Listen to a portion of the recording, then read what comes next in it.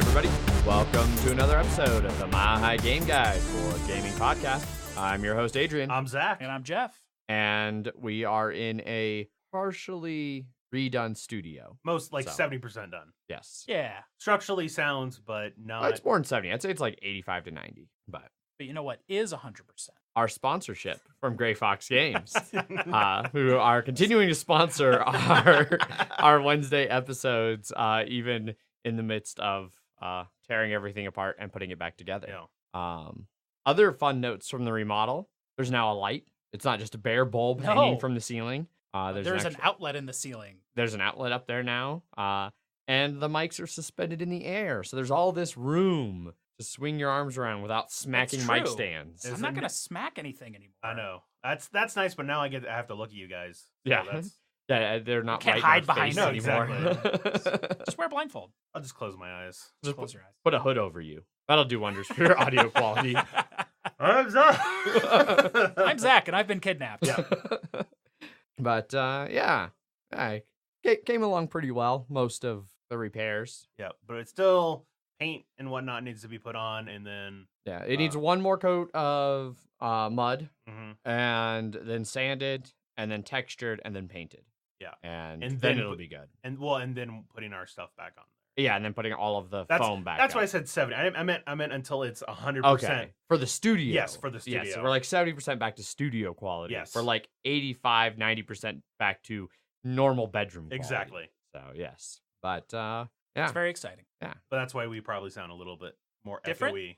Might be a little bit more echoey. New mic positions, room not fully in place. Might need Playing slightly with longer things. mic arms. Yeah, or I might just drop that. Yeah, you Rack should, down I would say another- drop it. Yeah. If you did another 8-inch or so. What you do or is you whatever. install like some sort of flexible material down and up as you wish. like Ah. a spring, and so we get it. Yeah. Yeah, all right. Just yank down on the mics. Yeah. And then Well, if I just get angry, I'll just be like, "Fuck you, Adrian!" Start hit it, and batting just what? I really thought you were about to hit your mic, and I was gonna be like, "Well, so much for not hitting mics anymore." Oh dear.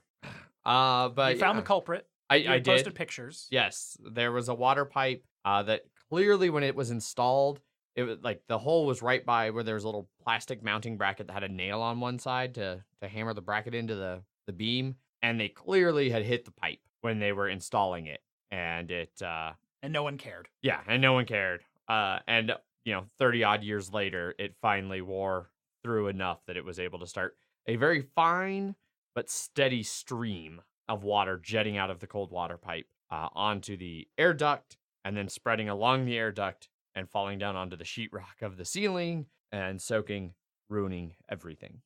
Wall-wise. Wall-wise and ceiling-wise. Like And this ceiling. was some of the worst. Yeah.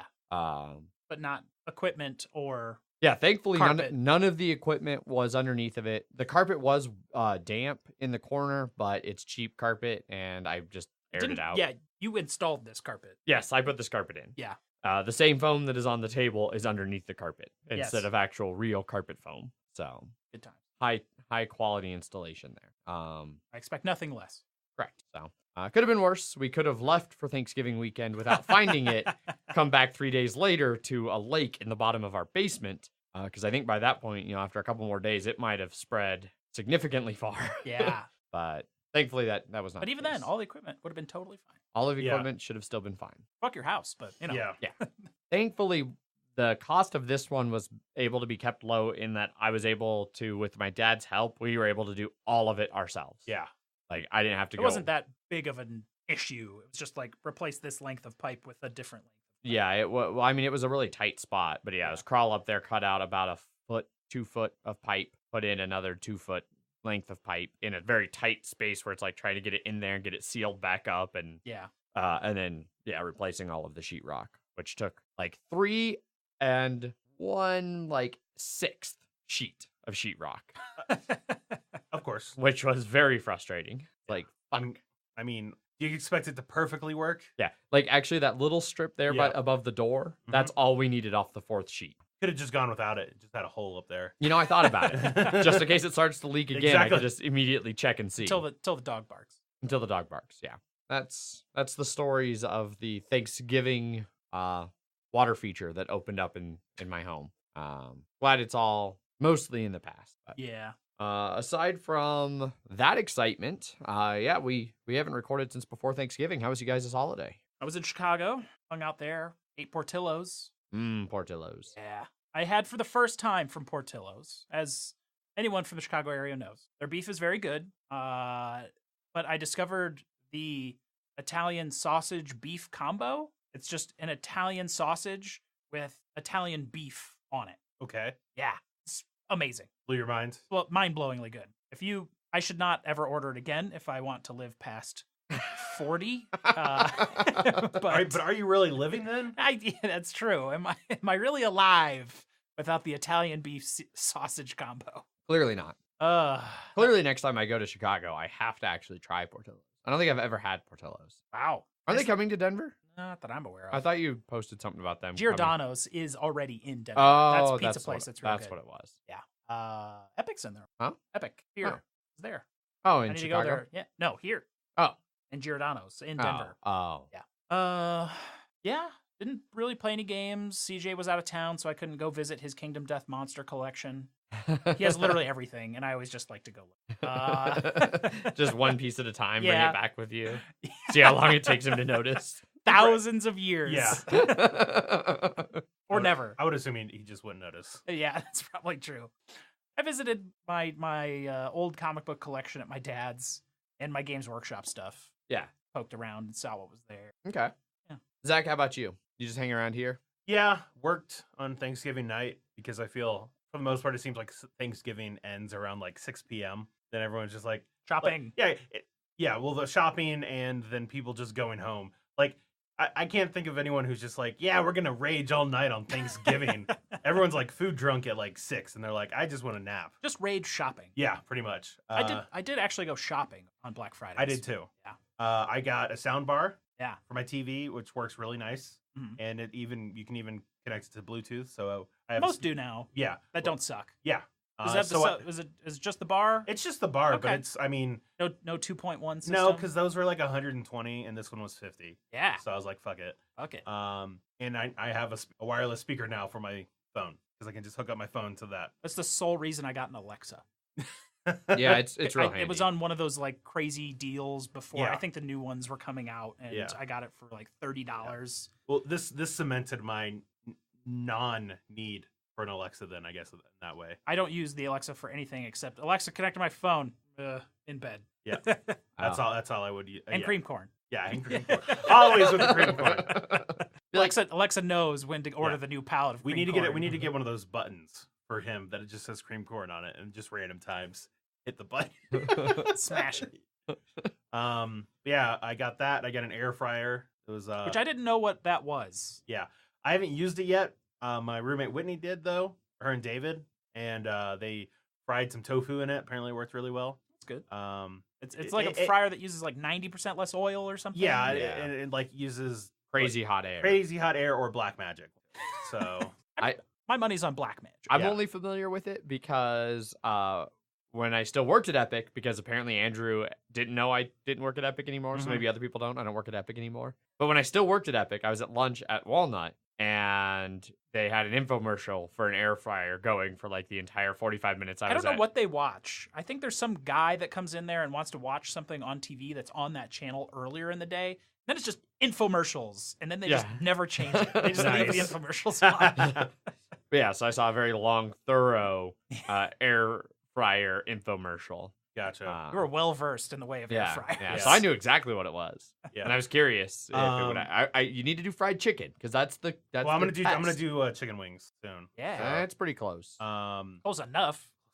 I don't know if it's close enough. I need to see fried chicken. I need to see it like right next to like KFC and Popeyes, and just see if it is even close to passing even the lowest of low bars of what constitutes fried chicken. Gotcha. Fair But enough. yeah, when I went there to buy it, they had a normal spot for it, and it was empty. And I was like, "Are you fucking kidding me? It's already gone." And they only had like one. No, what it was is they just put it off to the side in a giant pile off in a corner. There's always a giant pile. And it was like nowhere near this. It was just like it was.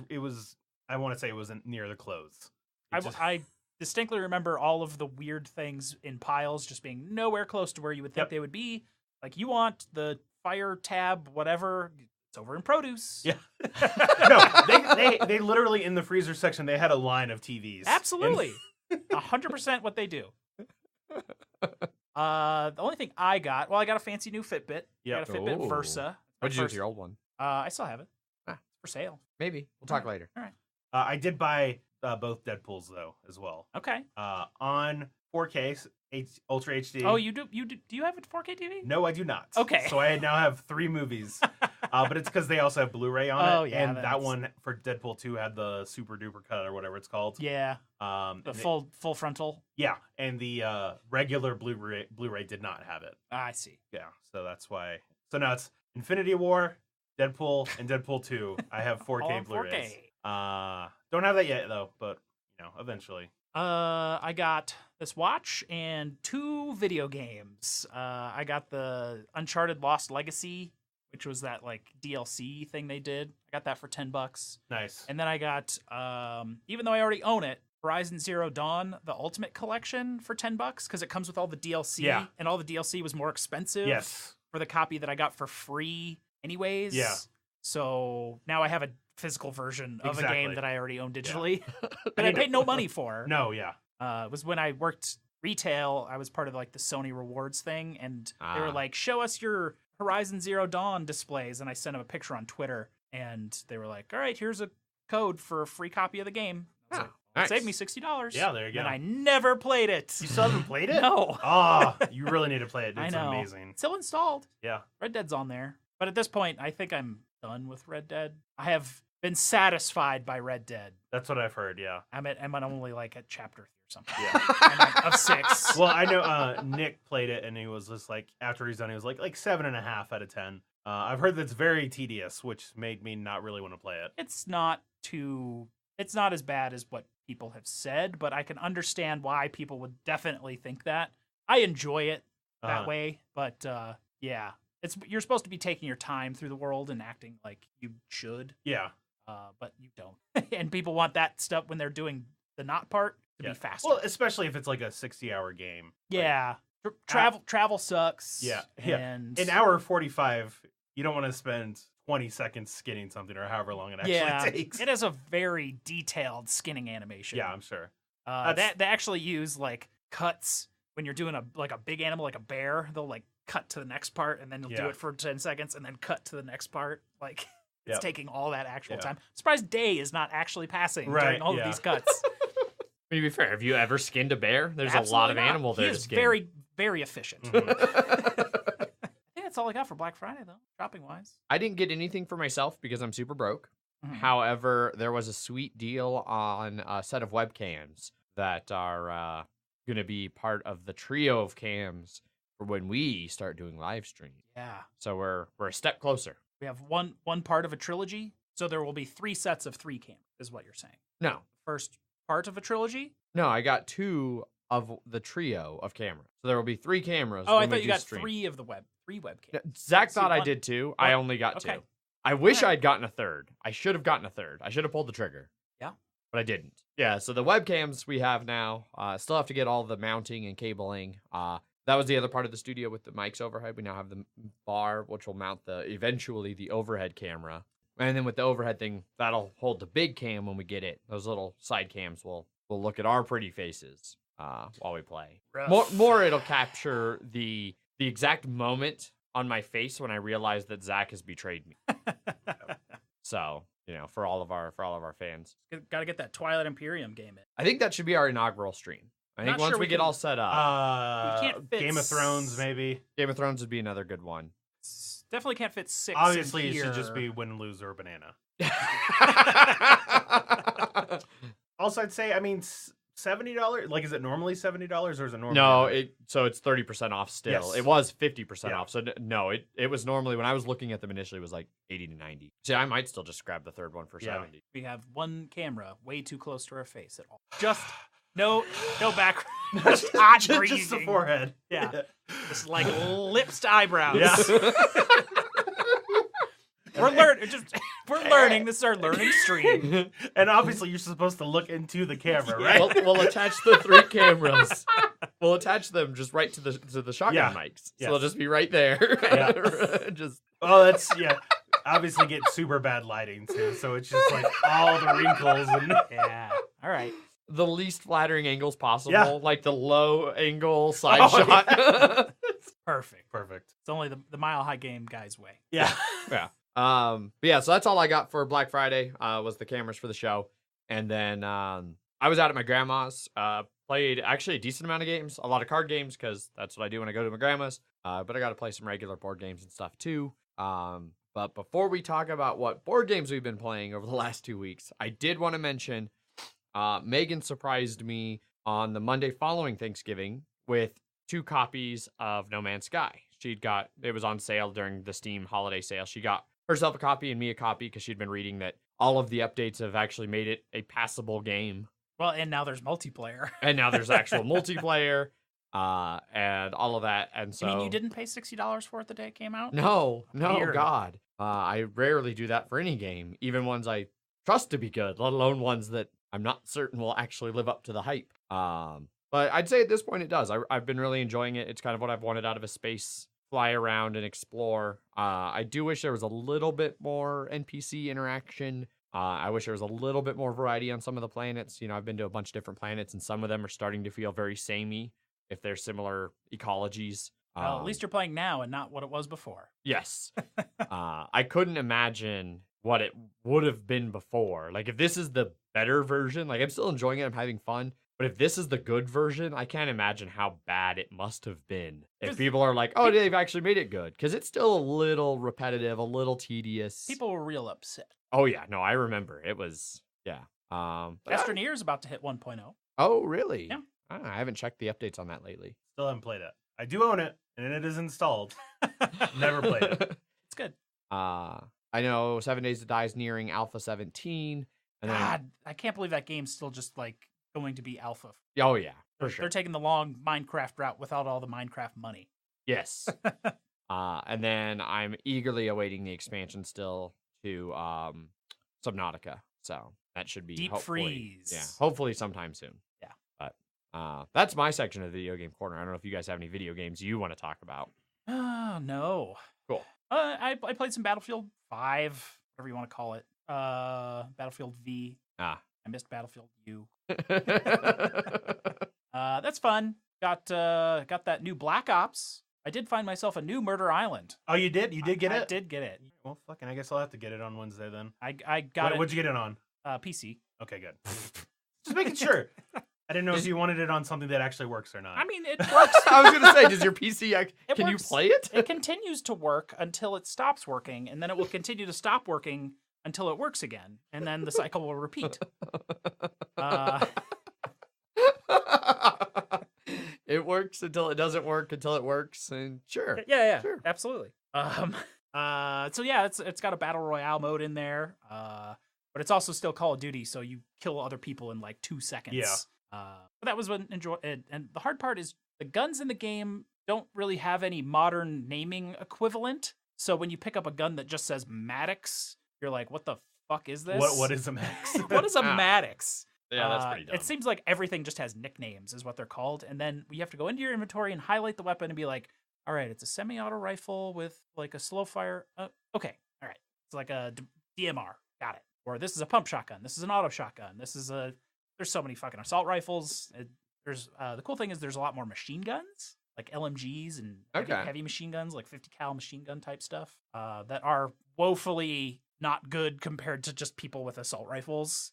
Even though you're hitting them with like 50 cal shells. Well, I mean, I feel like that just balances the idea that you don't actually use an LMG for trying to kill people. Like LMGs are for suppression, which doesn't exist in the wide in world Call of Duty. Why- I know. why- I know. why- No, no. there is suppression technically. There is actually a perk you can get that does it more. Okay. You could do that actually in Battlefield 5. In Battlefield, like that was There's like, definitely suppression. 4 was the last Suppressing Battlefield I fire!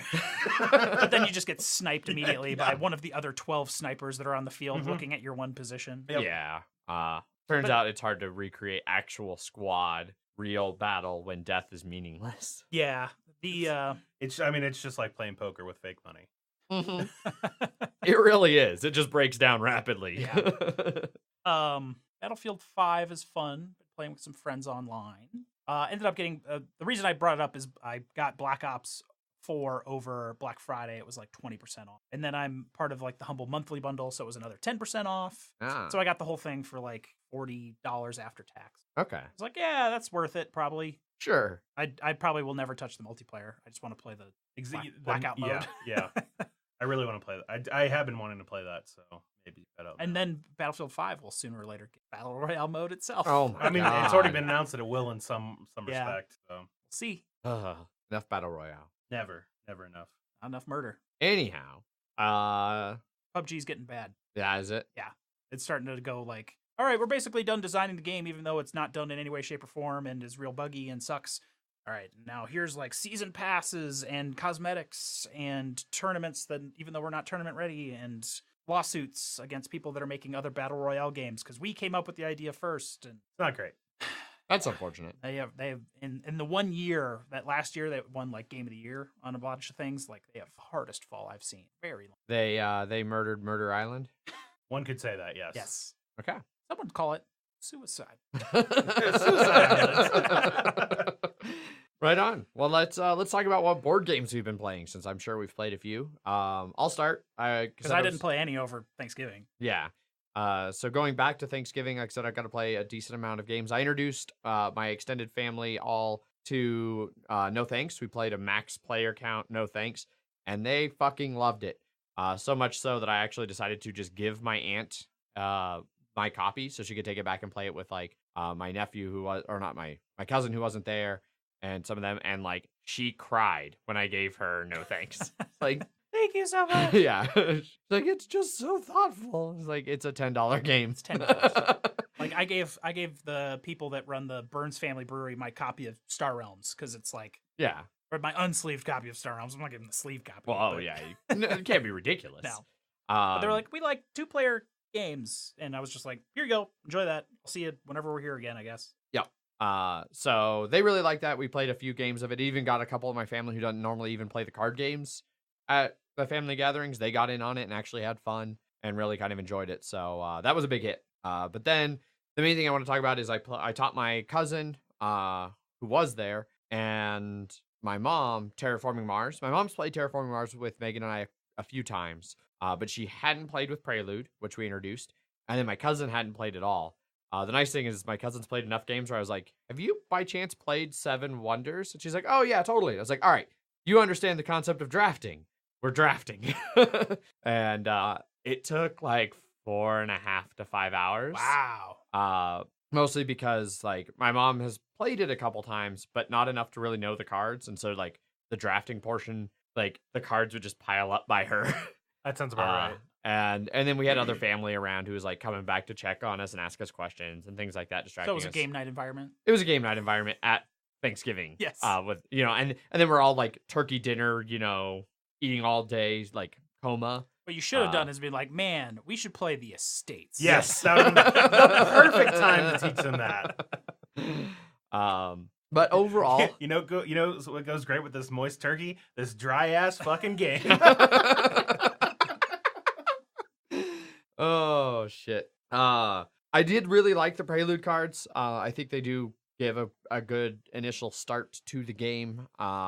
Megan ultimately ended up just decimating. She got the Plant Corporation Ecoline, and in her starting hand of 10 cards had like 3 early plant cards that could play in the like low temp, low oxygen, and protected habitats. Ouch. So she was like, yeah, all of my plants and things, you guys can't touch them for the entire fucking game. Yeah. And she steamrolled. She ended up with like 3, maybe 4 completely surrounded cities with greenery. Wow. Sounds about right. Yeah. She wrecked house. It wasn't even close.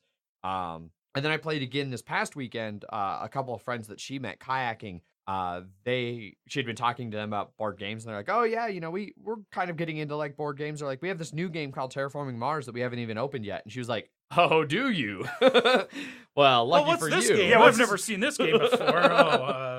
Terraforming Mars? Is that it? There's a drafting variant in Oh, here. Did yeah. we want to use that? I guess we could probably do that. Luckily for them, Megan's not that devious. So Megan was like, oh, my boyfriend and I love that game. We'd be happy to teach you. So I took it over I took my copy because I wasn't going to play a copy without an insert.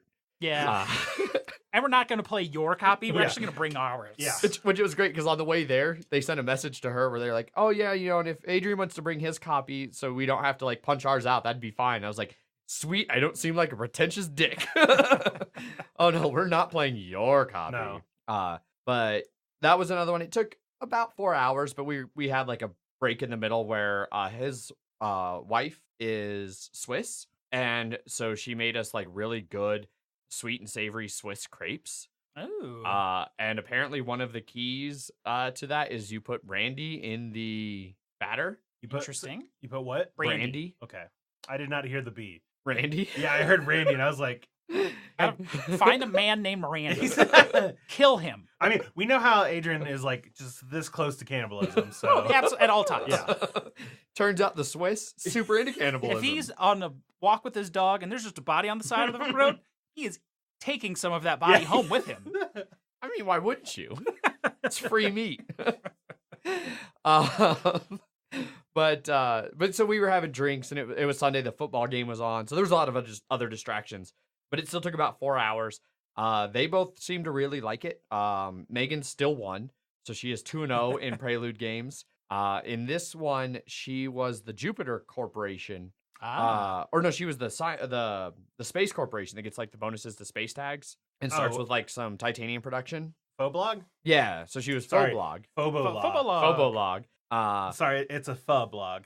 It's a blog. Yes. About pho. About pho. It's the most popular blog in the planet, obviously. Specifically Vietnam. Yeah. Yeah. She got as her 2 Prelude cards, 2 cards that had Jupiter tags, and then one of her starting 10 project cards was a like bonus for Jupiter stuff, and went real hard on space and Jupiter things. I did get to do Demos down though. I got to play Demos down and smash a bunch of plants out from under her at one point, That's a whole which was fantastic. tile of plants worth. Yeah, it's 8 plants, and then it's like raise temperature 3 times and place like an ocean tile or something like that. Like it's a substantial. lot. I mean, you're it's throwing a big moon. card. You're throwing a moon down. So It was probably going to break up at some point anyway. So Exactly. It probably actually will break up. Yes, but Or maybe that's deep. Yeah. I mean, Yeah, at some Demos. point, everything will break down. The and reason the they're so heat death of weirdly the universe. shaped is they're being shredded apart Yes, very yes. slowly. but I really enjoyed it. Both times we played the Prelude. I like Prelude. I think it does that initial start, gives you a little bit more flavor and a little bit more guidance. And I like that you get 4 to choose your starting 2. You don't just randomly get 2. 'Cause there's a ton of them. There's a bunch. And I feel like it sort of helps with the because when you go to the corporate era, you don't have any production Right. except for instead of having one of everything. So it gives you it helps with that in that regard. Yep. And has the most Stephen Barnacle. Yes. Yes, it does. I in the game I played this weekend, I picked a corporation that came from the Prelude expansion, Mhm. where their special ability was like -2 to science tags, which proved to be almost entirely worthless because there just weren't many science tags that came my way. And then it had an additional ability where for your first action, you draw 3 more Prelude Yeah. cards. And I thought that would be way more powerful than it was. But I the mean, it Prelude depends. cards by themselves aren't powerful enough. So I would still rather have a corporation that has more long-lasting effect. I mean, I guess if you got one of the, like, there's a handful of Prelude cards that are, like, stupid good. If you got one of those, it might be worth it. But I don't know if I'd really go for that corp again. I wasn't super Well, if blown there away had been by more it. science tags, you probably would have felt better on it too. So. Also possibly. Well, it's just like if you're the Phobo log and the Fub log, sorry, and you just don't get any science tags or any space things, then you'd be like, this is useless. I have no money because you don't start with anything. So it's one of those things where you just got a bad draw. They as also a- have like a ridiculously low starting money because I think with the idea that you'd have 3 Prelude cards, which most of them add money, Yeah. but some take away. So I ended up starting the game with only like 34 money, which is rough. Fub log still has less, but yeah, it's No, they don't. yeah, they do. They start with like 28. Then maybe Megan wasn't Fublog. She No, was a different one. You said she was the Jupiter one, and then Saturn Systems. Oh. That one's called. So She- it's the one that adds +1 to all your titanium value. No, so she was the Jupiter one, where whenever somebody else plays Jupiter, you boost income. Yeah. So she was the Jupiter one, Okay. which I So think that's starts with like 47 Yeah, I or think something. that's Saturn Saturn Systems. That Yeah. reminds me that I picked up, I think it was like 3 or 5 promo corporations. I need to get more of the promos. they were like fan created, and BGG on the BGG market sold them. Okay. Full on corporations. Cool. Interesting. I forgot I had those until just now. Ah. I also have all the other promos. I need to There's get. only like 3 or 4. Yeah, but- there's only a couple I'm missing of the official promos. Yeah. That I would like to get. I really, really love the self-replicating robots. Those are good. Yeah. That's such a great card. And Colonies is out, I think. now? Yeah. Yes. Yes. Which I saw a review on, and they were basically like, maybe don't play with it if you're teaching someone in the game. I could If you see are that. playing with people who know how to play, definitely play with it. So that's good to hear. Cool. Yeah. The only other thing that I played that I really want to talk about was at game night this past Wednesday. Zach actually introduced me to Railroad Inc., which I'd heard him and Paul talking a bit about, and they seemed to really be interested in it. And hey, choo-choo train game, I'm down. So for those of you not familiar, it's a roll and write, where each person is trying to connect track across like a little 7x7 grid. Road and track. Road and track. Yeah, you're trying to make little networks. And basically there's 4 dice and you roll them, and then everybody uses whatever those 4 are, and you have to use all 4. I think that's the main, like the best part of the game is you have to always draw all 4 of the ones. Yes. So you definitely have those moments where like, this doesn't help me at all, and it's only making everything worse. Yeah. Like when you're on the last round, you play like 7 rounds, and on that 7th round, when like 3 of the dice are the crossroads, and it's like, I don't have anywhere where crossroads are actually going to connect. No. I just gave myself a bunch of open spaces that are negative points. Yeah. Fuck that. Or overpasses keep coming out, and you're like, That's I what I don't meant. fucking need overpasses right now. So I do like it. I love similar reasons I really like with Welcome to. I like puzzles where everybody's working with the exact same information, so it really is more of a like battle of wits kind of thing. I don't win. I still have not won Railroad Inc. despite having one of my best showings ever. Megan beat me by a point when we played last night. Yeah. But I do like the game. I think it's an easy enough one to teach. It's fun to play. Still has some good room for interesting decisions. I dig it. Nice. Yeah. One of the games I was playing with that on Tuesday, I had my worst showing of it. Is I had 33 points. Did I have 34? You had 34. Okay. So yeah, Oof. Jeff's first time playing was 34. In a different game. In a different game. We weren't playing the same game. And I was playing one where like not like by the 3rd round, I was for whatever reason I was already like, man, I can tell this is gonna go badly. And I had -10 from Ouch. from unconnected things. This is also before I didn't know that you could just throw shit off to the side. Oh, you thought you had to connect to the actual connection points? Yes. And because if you bring it to the edge of the map, it doesn't add to your network, but it does not cost you negative points. Yeah. And so that one went bad. But I also had a really good one with some other people too that worked well. And then we tried it with the expansion. Because there's the blue and red versions, Mhm. and each has 2 different expansions. That is correct. The blue one has rivers and lakes. The red one has lava and meteors. Yes. We all ended up playing with the lava one, which Yeah. was good. That one basically you have less rounds, but you have environmental shit you have to deal with. Like the lava is always spreading, and if you can't cap it off, but you have to either build a new volcano or you have to start destroying routes that would impede its flow. And sometimes building another volcano is fine because you get points for completing like lava lakes. Yes, if you complete it. Otherwise, it's just It's just lava. yeah. But yeah, that one you can play up to 6 people with one, and technically you can go up to 12 with both of the copies. I mean, I would say It would be hard to play with 12 because there's just 4 dice and they're very tiny. And... I mean, there are ways to do it because the actual sheet that comes with it, like you can just be like, hey, we have 2 railway turns and then a straightaway, and so like you can tell them, and it has it. And there's a space you can kind of mark. You could kind of mark them, but I'd say at that point, why not just do two games of 6? Yeah. Yeah. Do you need to be playing the same game? Exactly. But the little dry erase boards you play with are pretty nice. Yes. They're fold over, and they all have different environments and stuff on them. And they erased the dryness off very well. Yes, they did. I'm so jealous because like that, I feel like that material is what the Tramway's Engineer Notebook was supposed to be made out of, and it didn't come out that way. I'm very disappointed in that. Well, that's because that didn't try and be a notebook. Increasingly makes me Yeah. Yeah, Railroad Inc. Fun. Yep. Another fun roll and write. Yeah, I dug it. So that's basically everything for me. Zach, how about you? Well, to sort of touch on your Terraforming Mars that you were talking about previously, I bought I ended up giving a friend a ride to the airport when I wasn't expecting to. So I'm like, hey, I've got more money now. Hooray! Hooray! And so I was like, fuck it, I'll pay $25 to get the Terraforming Mars. It wasn't even on sale. Wasn't for even the on Steam sale. Well, yeah, it was during the Steam sale, and I was they it wasn't on didn't sale, and I'm even- like, it's not gonna be on sale for a while. So that's what I was waiting on, basically. And so I was like, all right, well, I'll just buy it now. So I bought it, and I played a couple AI games against I did like easy and medium first just to get the hang of the actual thing, and then went to hard once I beat them, and then I beat the hard ones too, and I was like, yeah, I feel like I should just be playing with other people. So until I get more people that I know that have it, I'll be like, yeah, but it finally got me a chance to play this solo challenge, which I had, even though I have the game, I wasn't planning on ever playing that by myself. Because Yeah. I've tried playing board games by myself, and I'm always just like I tried it with Railroad Inc., and I just was like, what am I doing with my life? Yeah. Railroad Inc. especially, I can Yeah. see that being painful. Yeah. Like I felt that way. Like I like what they did with Welcome To's solo mode, Right. but I can't ever be like see myself being like, I want to do that. Yeah. So. But playing it on the computer, it worked really well.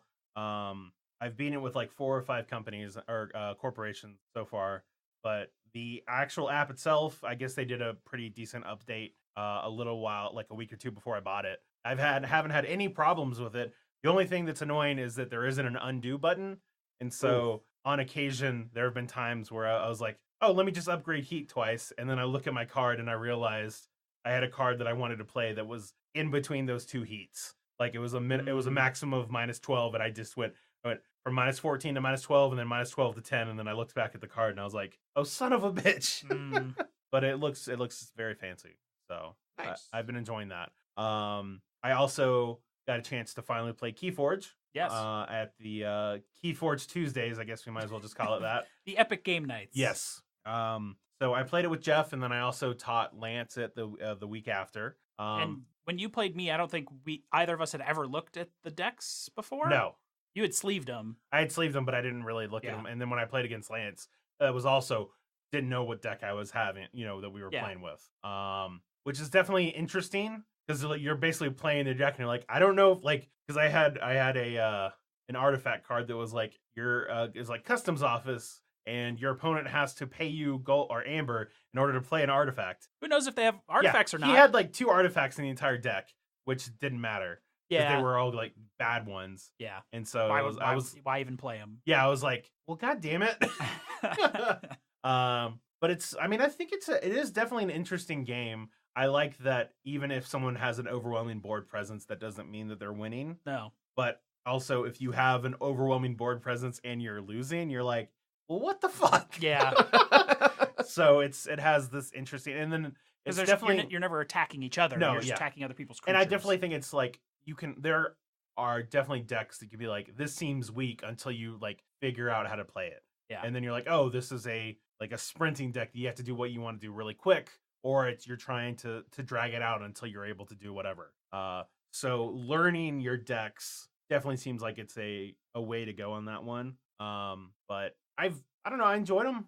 I enjoyed it each time I played, but I don't see myself I sort of like the idea of doing a sealed tournament of it. Like you just get a deck and then you're like, all right, let's see how it goes. Yeah. But then it's also like if someone just gets a better deck than everybody else. They're just gonna crush anyways. Yeah, I don't know, it's sort of interesting. Like, But the same thing can happen in a Magic thing like that, where I got the good Yeah. card that's good. yeah, I guess Exactly. I win. exactly. But At least with that's a draft versus this one, you just get a deck. Yeah. So What I didn't realize is there's various rarities of cards, Yeah. but not all decks get the certain amount of rarities. Or something. but rare doesn't really mean better. It just means that they're less common. Yeah. And sometimes it means like they're harder to use. Like a lot of the things are like more, more brute, where some take Mhm. like more finesse and stuff like that. There was the one thing someone had told me, there's like a 4 horsemen of the apocalypse, and Mhm. like if there's one card of the 4 horsemen, all 4 of the horsemen are in each Yes. are in going to be in the deck. Yeah, and then and that has like board wipe in it or something like that. And then there's if also you get all 4 of them. yeah, out. there's also certain cards that like there are the 7 classes or whatever they're called. What are they? I don't know. factions. Factions, and there are some cards that can bleed over to other factions. Hmm. They're called like warden cards or something like that. Okay. I just got a deck that had one of those in there. But I'm still enjoying it. I like that I didn't have to buy the starter set. I just had all my Netrunner shit, so I'm like, I'm just gonna use these tokens instead, and it works just as well. We'll just go to every like Keyforge tournament thing, and you'll get all the tokens and pieces in various luxurious forms. Yes, exactly. And I felt like for the most part, it was relatively easy to understand. There's some of those keywords and stuff that are like some of them are like not the best, but like what the fuck's Omni? I mean, Omni made sense to me. It's just that you can activate it. You can activate that ability no matter what faction you're activating. Omni is all, you know. But it's like elusive versus reckless, or like some of these other ones. You're like some of the cards have explained what the word is. Some of them don't, and so. But it's easy enough to look online. Which is actually the only way you can look up most of the key or terms. just ask. Like, luckily, when you're playing with other people around you, you'd be like, "Hey, what you know?" Especially these obsessed nerds. Exactly, yeah. So, and then like for the chains, we were just using dice, which is easy enough to do. Yeah. So it's really I haven't seen much chain yet to need 4 tiers of chain. Exactly, yeah. I think it really comes down to when you're doing like the tournament stuff, because you can like each play a deck, like because you play each other, you swap, and then you bid, and then for the third one you would bid for if something won twice. Yeah, you would bid chain on that one. Yeah, and so it's sort of a what I'm looking for, balancing of of it. Sort of holding it back literally by chain. Handicap. Yeah, handicap. That's the word I was looking for. Yeah. But yeah, I think that was about it for me. That didn't involve you, Jeff. Yes. Right on, Jeff. How about you? What'd you play? I played a variety of things. Played the Keyforge, played some Blockus for the first time in a long time, lost terribly in a 2-player game. That smashed. Then we played Kingdom Death Monster. Yes, we did. For 6 hours? 6 hours. We didn't get these 8 lantern years like we did the last time. No. We only got to 13, I think. Yes. It was interesting. Yeah. So we've gotten later now, and you're playing with David, because Thursby, who owns the game, was just sort of doing monster controller, kind of as like a 5th bonus player. Yeah. And David had never played before, and the next thing we had to do was fight the King's Man. The hand. The hand. I tried to call like, hey, we should just take people that aren't good because we're probably not going to win. And that's what we did. For the most part. I brought Gwennifer. Yes. But also, like, she had, like, the only really good thing that she had was that the Qatar specialization. Yeah. That's about it. She had been on enough hunts. Yes. But, like, she didn't have any plus to luck or evasion or any of that stuff. So it was just all gear based. It started off okay. Started off great. We smashed we did like 5 wounds, like right off in the first round, which is nuts. And then okay. then I was like, oh, let me go get it. Oh, because we had like mimosas and cinnamon rolls, which Paul made, which were delicious. Absolutely. So I was like, I'm gonna go get some more cinnamon rolls and some more mimosas. And then when that happened, Jeff's turn happened. No, it was the monster turn. It wasn't my turn. Okay, well, yes, it was the monster turn. It was the monster turn. His first turn, second turn, because he goes first. Yeah. His second turn concluded to be like a hook and drag move because he has like a pole arm axe thing, pole axe, which he proceeded to hit me 3 times, which is kind of okay. I had like 2 or 3 armor on every location. Proceeded to do all 3 of them to my chest. Yeah, so 9 damage to the chest. 9 damage to the chest. Because it is just a random location die. Yeah, and the die it's a 1 in 3 chance of getting the chest, whereas 1 in 6 for all the others. Yes. So I had to make a serious injury roll. Yep. Only 1 though, and it proceeded to be a 1. Yep. Which is instantaneous death across the board on all of the serious injury tables. So basically, we thought we were doing well, and then he hooked Jeff, pulled him in, and just speared me right through the chest, and then blood everywhere. Yep. Yeah. Instantaneously dead. Yep. And so I turn around. I see people laughing, and I'm like, what happened? And they're like, he just fucked up Jeff so hard. Yeah. Jeff is dead. But if you roll a 10 on there, it's basically you get knocked down. It's like almost nothing happens. Everything in between is real bad. Disembowelment, destroyed backs. Oh, things like that. right when that happened, right around. No, I think it was right before that happened. No, it was right after that happened. He got me on the ground and went to basically Coup de grace. coup de grace.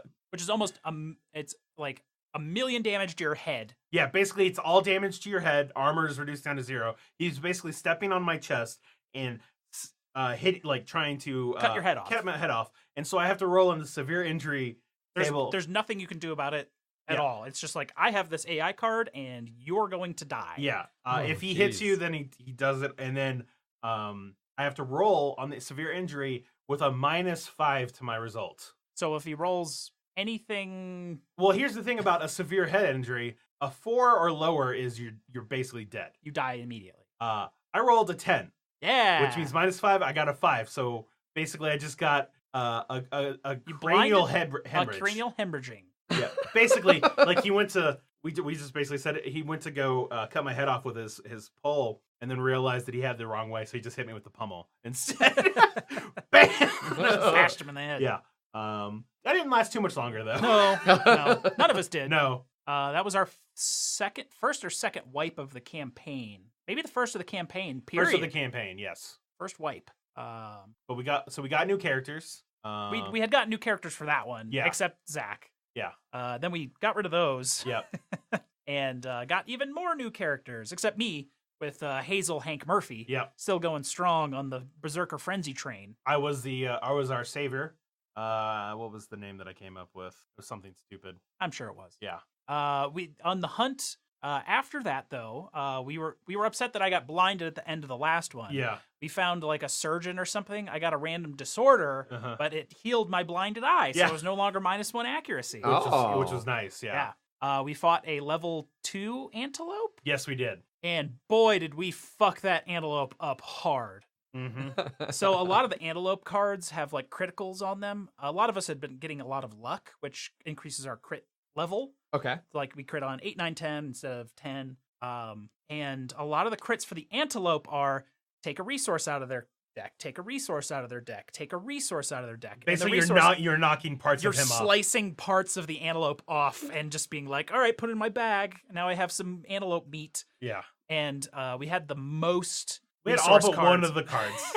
Jesus. Yes. 22 resource cards because Yeah. we just kept critting it to death. Downside is right at the end, it fucked someone up pretty bad. It fucked up the savior. Yeah. It killed the savior. Killed the savior. I think what happened is there was a trap card that ran into me and it caused enough damage for me to have to roll in the severe injury and it just like ran me over and killed me. And I was like, damn it. Yeah. We were like so close to dying. Yeah. But then we had we made another savior. But I didn't play that one. I played just another character. Yeah. I think I just named him Timothy. And then I think we wanted to go on another antelope hunt. Yeah, so we got enough because we had so much fucking gear or so much fucking resources from the antelope by that first fight. We made somebody 4 out of the 5 things we needed to complete a screaming antelope. So, I got those. You ended up getting that. Yeah. And so we're like, well, let's just go fight him again, and then we'll just complete some more sets. And because you can get like 6 armor or something at each location with a full antelope set, and like we're getting pretty high level stuff now that we kind of need that. Yep. And so we were. So this is like 4 hours into the day at this point. Yeah. By the way. And so we're going through the hunt or the showdown. No, the hunt. The hunt track. Yeah, the where hunt you have track. all the cards where you have your random events and stuff like that. And then so Paul grabs the first card, which is based on, and that is an antelope event. Yes. Which is you basically find a dead antelope and then you then you can choose. You can choose to roll, and on a 7+. Some bad stuff happens, or you can just do or you can just be like, I don't want to investigate the corpse and just do a random hunt event. Yeah. But if you want to investigate the corpse, you gotta roll. On a 7+, you are ambushed by a lion 1 level higher than the antelope you were trying to hunt. Because the lion is the one that killed the antelope, and then it ambushed us. You guys rolled higher than 7? We did. And then we had to fight a level 3 lion, which was, we had only fought like 2 level 2 things. Yes. At this point. Which a level 2 lion is basically at the end of its turn. If there is any enemies, if there's any knockdown or any enemies adjacent to you, it grabs you, runs away with you, and does damage equal to its level. So it would do 2 damage. Level 3 line does that, except it also has a Merciless trait, which doubles that. So it does 6 damage to you if you end up next to it. Ouch. Yeah. Yeah. Fuck that. Yeah. We were wanting to mulligan that. We were overruled by Paul, who wanted to fight it because he's an idiot. So we fought it. We had all of our best characters, everyone with all of our good stuff, and we were like, let's do it. Yep. And we did it. We did it. Now, 3 out of the 4 characters had to retire or they died. Timothy was the only one that was left. Yeah. You were the savior. No, David was the savior. Said David. No, technically we only retired half of them. Yeah. Technically. Paul was the only character that died, but then your character was like super fucked. It happened on the last goddamn round again. Yeah. I took a serious torso injury, which gave me a destroyed back, which permanently reduces movement by 2. It's only movement 5, and I can no longer use any weapons that have a strength bonus of 2 or more. The strength bonus goes from 2 to like forever. I can use a strength 1 weapon, which only gives me a 1 bonus to any sort of. Which, to be fair, your character did at least get something that helped with fists, the Monster Claw. Yes. But the Monster Claw style, technically, I should not be able to use once I hit Berserk, which sucks. Yeah. But at that point, he's sort of just done. Yeah. Unless we get something that can heal his destroyed back, because why take someone that just can't? No, 100%. You're not wrong there. Yeah. But so Hazel Hank Murphy, not officially retired, but he's now intimacy bait. Mm-hmm. He's gonna help make more settlers. Oh. Yeah. So we ended after that. Yeah, but killing a level 3 lion was brutal. Yes, it was. We got pretty lucky. Yeah. We got a lot of crits. He had his ground fighting mood come out in a time when we actually really wanted it to come out. Because he just sits there and doesn't do anything unless someone comes around. So we can almost take infinite time just to do something. Okay. And so basically we were getting around them, and then we were able to knock him. To be fair, we weren't playing with one of his traits because we couldn't find the card that he did find up later. Indomitable, which is basically at the end of his attack or the end of attack. Like, he basically would never be knocked down more than once. Yeah. So, but we weren't knocking him down that much. So it didn't matter that much, but it happened once or twice. So we're at like a 2.75 line. We can say that. Okay. 2 3/4. He was still hitting like a level 3 line. Yeah. No mistake. He just wasn't staying standing like a level 3 and he had and what worked out really nice too is that he had 23 or 24 health, which is the most health of anything we've ever hunted. Even some of the hands and Kingsman and stuff I knew that a line, one of his cards that he can get is a Lick Wounds, which is a heal that basically will keep healing himself until you basically get it out. And so I saw it come out, and I still had a Founding Stone, which is an auto wound, auto crit. Whatever the item is, you just auto throw it. It's like a fucking thing right into their skull. I'm gonna hit it with a Founding Stone. I don't know how pissed I would have been if it had been a trap or the main. Yeah, the main is invulnerable, so it doesn't actually do any wounding to him. And then the trap means he would just come and attack me. Yeah. Aha! I knew you were gonna throw it. But I was able to get rid of that wound or that heal, and that was super. Like, we would have been fucked, I think. Yeah. The main problem though is that like his toughness was like 14, so unless you were able to get like right behind him and roll like an 8+, even with all the stuff we had. So it was like any wounds we were doing were critical wounds. So we like disemboweled it. We basically we had all this luck, so all the hits were crits. Yeah, it was rough, but we were able to beat it. Great, nice. Yeah, I pulled Jeff and rolled 6 die and wounded like 6 times, or hit 6 times and then wounded 0 times. That was one of the last cleaver attempts he had, I think, before his back was destroyed. Yeah. Yeah. That was pretty much it that we haven't already chit-chatted about. Yeah. Okay. We've just been doing the Tuesday. Oh, we did play Between Two Castles. Oh, yeah. Again. One last thing. Post review, because the game is still awesome. Yeah. We just wanted to mention this real quick, is that we were playing it on Tuesday, and listener of the show, V, and recent patron, was sitting in between us. And right when we were about to start, I warned her, I was like, all right, V, you're sitting between me and Jeff, so at some point we are basically going to just start almost yelling at you to do over one of these tiles. And I just want to let you know, at some point this is going to happen. And sure enough, at one point, one of these tiles came up, and we both wanted it. We both wanted it bad. And what was great is that she was like, at one point, she started to give the tile over to me, and then Jeff's like, "What are you doing?" And she's like, "Zach's logic made sense," and then you're just like, and that's how you know it's gonna help him. Remember, you scored the lowest one. It doesn't matter if that one's good between his two, but if he's gonna make this one the lowest one, you have no chance. She still gave the tile to him. Yeah. It ended with theirs with 59, and then mine and hers was 60. So it was fairly even, although slightly better in my favor.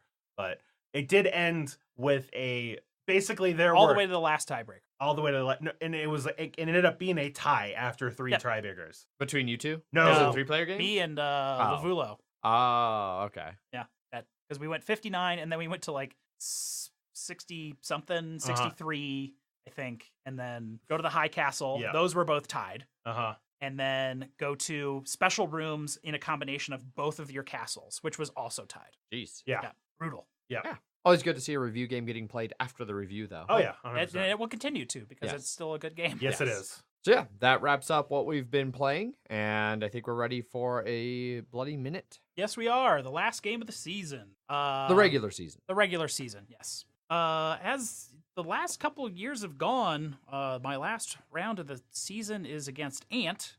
Our games are usually classics, as Ant usually rolls like total horseshit against me, or something goes wrong, or I cheat. One of those things. This time, no cheating. No cheating the whole game, as far as I'm aware. Not from your side. Not from my side. It was my Smashing Samurai versus the Mainframe Sprites. His team theme, of course, is Reboot, that old 3D cartoon. Aged so well. It's aged very well. So he's basically Skaven, goblins, and a troll. This is my first game with my plus strength Saurus. I have a strength 5 Saurus. I got the ball, chose to receive, and then proceeded to hit him a bunch. His troll boneheaded a couple times, or really stupid a couple times. My Crocs boneheaded a couple times, but continued to try smashing into him. At one point, I had a good foul on the troll with 4 assists, fouled with a skink who broke its armor, and then I proceeded to roll Snake Eyes for the injury, of course, which means a stun, and I am also banned. So, oh, really? Yes. Oh, Jesus Christ. Doubles will ban you. That's right, yeah. But at that point, I'd actually caused quite a few KOs and casualties, which helped me out quite a bit. He had helped me out quite a bit, well, a little bit, by also knocking out one of his own players on a failed dodge. His dodges, for the most part, are like 3+ or 2+, and he was not rolling very well at any point in this game, which was very competitive, and I was trying very, very, very hard not to make any mistakes, because Ant will be able to just crush you mercilessly if you ever do. So sounds about right. My plan was to just hit him enough to where he had enough guys off the field where I could make more easy mistakes. Ended the first half with a 1-0 me score. He had a couple, I think I scored on my 7, so he had a one turn, he could do 1 turn touchdown with his troll, ended up failing the landing and injuring the goblin, or it came back. Like, it scatters 3 times, and I think it scattered back. It's directly back all 3 times. Oh, jeez. On a D8, that's kind of hard to do, yeah. But he just didn't have enough space to be able to run it. Right. Because they only, moved 6, I think.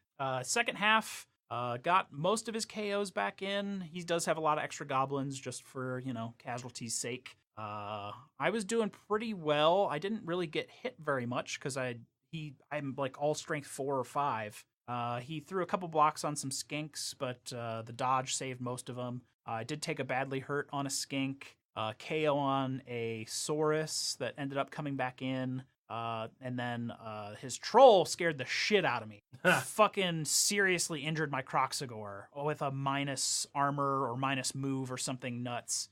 Just as my Croxagore has finally gotten another casualty to get his first skill, and I did apothecary it into a badly hurt, thankfully. That's all that happened, because that could have been real bad. One of the last turns of the game, I was trying real hard to get the ball up there. Oh, I also put my skinks in a really stupid spot because I think I had an extra space where I didn't have an extra space, and he was able to just freely blitz my ball carrier, no Jesus. problem. And I was like, fuck, I'm an idiot. Because I was, yeah. You said that's what Ant would do, so. Yeah, no. But that was really stupid. Yeah, like I said, he will. No, like, that was stupid. It's beyond Ant levels of, like, complexity and trying to play against. Another point where he's got such fast guys. They're all like 7 and 8. He's even got a move 9 blitzer.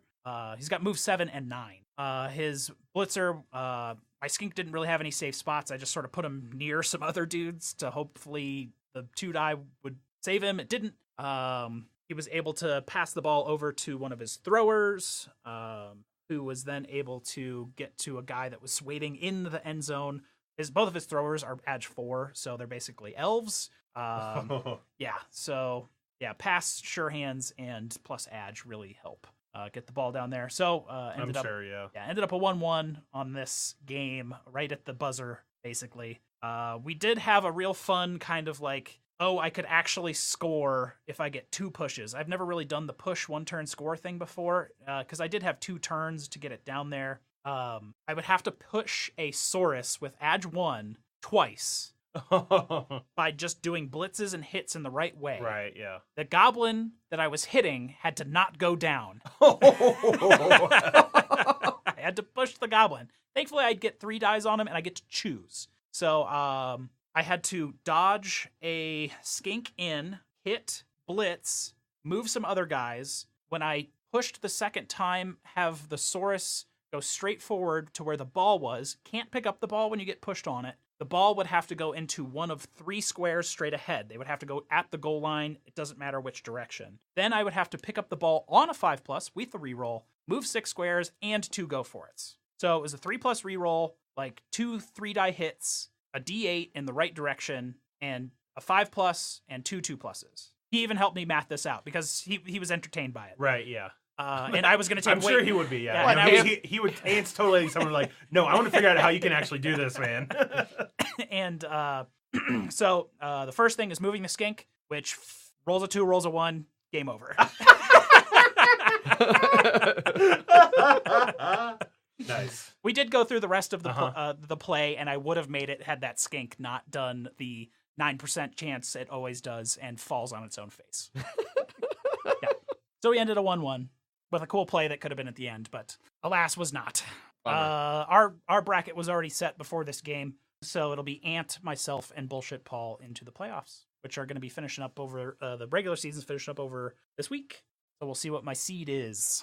I believe that puts me in at the 7th seed. I'm in 3rd place on this bracket, but Paul still has to play a game, so it won't matter for me unless Paul loses, but I doubt he will. I think he's actually already played his game. He just hasn't put it in yet.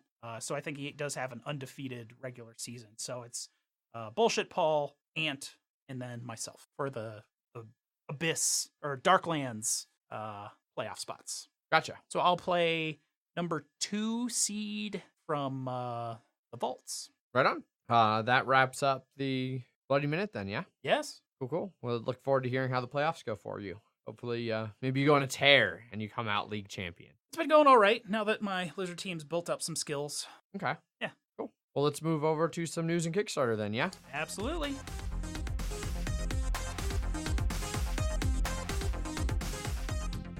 There's been plenty since we've been off, but here's a smattering.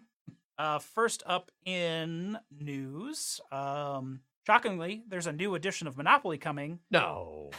However, I don't believe you. However, this one is Game of Thrones themed. Yeah. Oh my god. What does make this special, as I was reading about it, is it apparently has a thing that will just play the theme song over and over and over as you play the game. Yeah, I was looking in the article because, like, the title of the article is Monopoly Game of Thrones will blast the theme tune at you while you play, which doesn't sound annoying at all. And I think from reading it, they mentioned something that it comes with a card holder shaped like the Iron Throne. So I think it's when you draw a card, it's going to be like, ba ba ba ba. I just hope it does the whole theme song every time you draw a card. Yeah. I still do agree. Like, even if it is just occasionally throughout the game, that's still going to get old fast. And according to this article, it's the first ever edition of Monopoly to have a music Thing. audio element. Yeah. It's also possible. It's also not going to have paper money. It's going to have like silver and gold coins, which I'm not sure how that will work with your, unless they adjust all the values of the properties pretty significantly. That's what I'm guessing. Like, I feel like in base Monopoly, it's been a long time since I actually played Monopoly. I feel like everything. My niece tried to get me to play it over Thanksgiving, and I was just like, Fuck you, kid. no. But I think that like the lowest, I think everything was multiples of 10, and they were nothing ended in anything other than a 10 spot. Like the lowest is like a 40, so they could cut the 0 basically off of everything, Yeah. and have the lowest thing be like 4, and the highest thing be like 50, and that might work, especially if you do like 1s and 10s for the silver and gold. I don't know. It still seems like an interesting idea. And apparently, because of the mature themes of Game of Thrones, this is an 18 and up Monopoly. Not sure if there's been one of them. I'm sure there has. It's like one of the pieces but- you get to move around the headless body of Ned. Of Nerd Stark. Spoilers. Jeez. But yeah, nothing really exciting there. Just kind of goofy. The shit they're crapping out for Monopoly. Yep. So Yes, fuck Monopoly. Continue to fuck Monopoly. I'm not the first one with that opinion. no, Just so everyone knows. That's a very hot take, Jeff. careful. You might cut yourself on that edge. Yeah.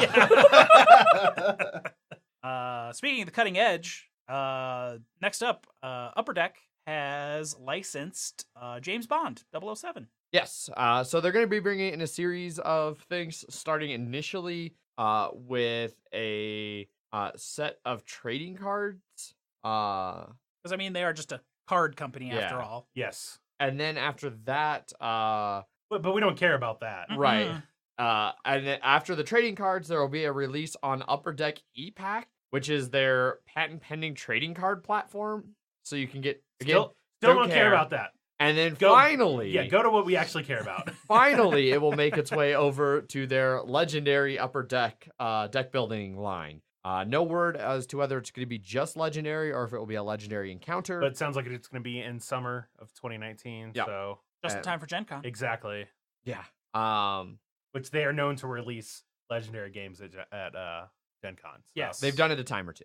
I would suspect it's just going to be a legendary Where game. the last one they did was a legendary X-Files. Well, they legendary encounters X-Files, but then the Buffy was a legendary. Yeah, So because it was legendary counters. Now we might be on a legendary year. Yeah, but I feel like the theme of James Bond isn't going to work as well as a legendary game as it would because it talks about going through the different movies. movies. So Yeah, So I think they might take more of an Alien Predator theme where like Each- you're not each one's playing a a- specific character because in the legendary you're usually a character, if right? we do encounters, can I then do Alien versus James Bond? Asking the real important questions here. I guarantee there's a comic book that's happened in. Oh, 100%. Yeah.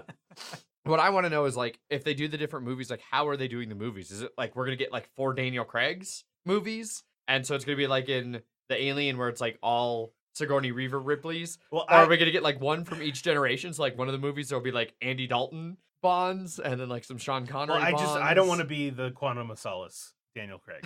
Don't want to be that. I never saw it. I haven't seen it either. Okay, we just don't want to be that. No. Nobody does. But yeah, so more information on that, I'm sure this summer around Gen Con when it drops. But I don't know. I like James Bond. I could see that maybe working. Yeah. So next up, Next up is the creator of The Mind, Wolfgang Warsch. Yes, the Spiel des Jahres winner, Wolfgang Warsch. Is coming out with a new game called Subtext. Yeah. So this is a It reminds me a little Dixit. yeah. So I think the best way to describe it is Fake Artist Goes to New York, but in reverse. So in Fake Artist Goes to New York, like everybody gets a card. What? No. I mean, yeah, the article mentions that too. I don't know if you noticed that or not. Oh. It literally says a reversed version. No, I did not see that. He almost had his own original Yeah, opinion. he thought he was clever. Shit. So in Fake Artist, though, everybody gets it's like Spyfall, but with drawing, where everybody gets like what the image is supposed He to just be, had to make a new comparison. except for one person who doesn't know they're the fake artist. They don't know Yeah. what the drawing is, and you pass around the thing, and everybody has to do a little bit more. And so the fake artist person just has to kind of guess what's being drawn and like add something to that without fucking it up. And then they're trying to guess what is being drawn. and everybody else is trying to identify who doesn't know. In this one, the captain for the round, or the first player or whatever, they draw a card. They look at it, shuffle it into a deck of other cards, deal all of those out. So only one person at the table will get the right word, and then they draw something, and everybody's trying to like guess. So they're trying to draw specific enough that the one person who got the right answer will know what they're drawing, but not that everybody else will be able to guess what the word is. Sounds vaguely interesting. I mean, I've liked the last couple games that he's made. Yes. The Mind and Illusion. So I haven't played that one. But anyway, that's Subtext. If you're interested in kind of a social deduction drawing game from the creator of The Mind. Yeah, all those other games you like, he probably is going to make another good one. Quite possibly. Next up in news, the world of Yokohama is getting slightly smaller without a smaller price point in Yokohama Duel. Yeah, so this just came out. Jeff, you said you saw it somewhere for sale. I saw it on pre-order. Oh, I saw it on, okay. I saw it on Meeple Source. Okay. But anyway, this is a Yokohama Duel 2-player version of Yokohama. Each of the players are taking on the role of merchants and trying to earn the most prestige, which you do by fulfilling goals, such as amassing copper, silk, tea, seafood, all the resources from Yokohama, technology, all that same stuff. And it sounds like you're still going to be using some of the similar mechanics of Yokohama, of the moving around with your main shopkeeper and then the assistants. It's going to play over 4 rounds, with each player taking 4 turns in those rounds. You get 16 turns throughout the whole game to try and come out the winner. So pretty simple. Hefty price point that I saw though, $56. $54. $54. And I saw some other place for $39.99 for pounds, which is a little bit less than that too. Yeah. But we don't know if this is like MSRP or if this is a so. Usually the 2-player versions aren't like a full game, but I haven't seen any components for this or That is anything true, yet. So yes. maybe it's fucking like, this is just Yokohama in the amount of components, but you can play it 2-player with all of these variations. Yeah. But I'm sure we will take a look. Yes, we will. Indeed. As it's in Zach's shopping cart right now. I mean, not going to say anything. He means you're not wrong. Next up in news, we have a new announcement of a game from Stonemaier Games called Wingspan. Yeah. So this is the second game from designer Elizabeth Hargrave, who won the Jen Kant Design Contest for her first game, which was a card drafting game. And there's really not a lot of information out about this. There's a Facebook group right now from Stonemaier, Which I am part of. Yep. And he's been releasing some pictures and descriptions over there. They said in the announcement for it that if you enjoy Terraforming Mars and Gizmos, that this might be a game for you. He has explained that most of his comparison to Terraforming Mars is there's 129 unique cards in the game. Oh, that's a pretty flimsy comparison. I assume there's a little bit more engine building mechanic or something that was reminiscent. Yeah, I'm not. They haven't had much on mechanics yet. It says some sort of a combination of the engine building of the game and the combo building of the marble drafting one, which is Gizmos. So yeah. They did confirm somewhere else in those replies on that Facebook page that there will be no take that aspect in Wingspan, so it'll be a fairly friendly game. There's a bunch of pictures of cards and components and things, but no real idea of like what the iconography on them is actually going to mean. It's all definitely not self-explanatory iconography, at least not without some form of rules or player aid. And I'm pretty sure like the majority of the team that's making this is all female led too. Oh, awesome. Female artists. It's got Beth Sobel amongst others. The designer's female. I feel like it was like maybe an editor was male, but otherwise all female, something like that. I don't remember the specifics, but oh, it's awesome. always cool. Yeah. Yeah. Sorry, it was 170. Did I say less than that? 129 is what okay. you said. It's 170 unique cards, which are all birds. Yeah. But there will be a full unveiling of this in about a month, January 2nd. So we will have more information then. And that is also the day that pre-orders will go live because famously Stonemaier does not do Kickstarter anymore. So just pre-orders. It's been going a little, there's been polls of like, that he's been putting out there of like, oh, what if we went back to Kickstarter? What would be the most you would want to pay, et cetera, et cetera. Yeah, still businessy option-y on there. I don't know. The dude writes like Blogs, like 50 paragraphs a day. Yeah. and does a video, and Yeah. yeah, Dedicated. for sure. Yes. So I'm sure we'll hear more about this very soon. More to come on Wingspan. Yeah. Next up in news, we have a small article about CMON losing money. Yep. But maybe just making less money this year than they did last year. Yeah, so there's a pair of articles here that will be in the show notes that kind of go hand in hand. The first was a report that came out that pointed out that CMON's stock price has taken a little bit of a hit as they reported losses of $4.1 million for the 9-month period ending in September.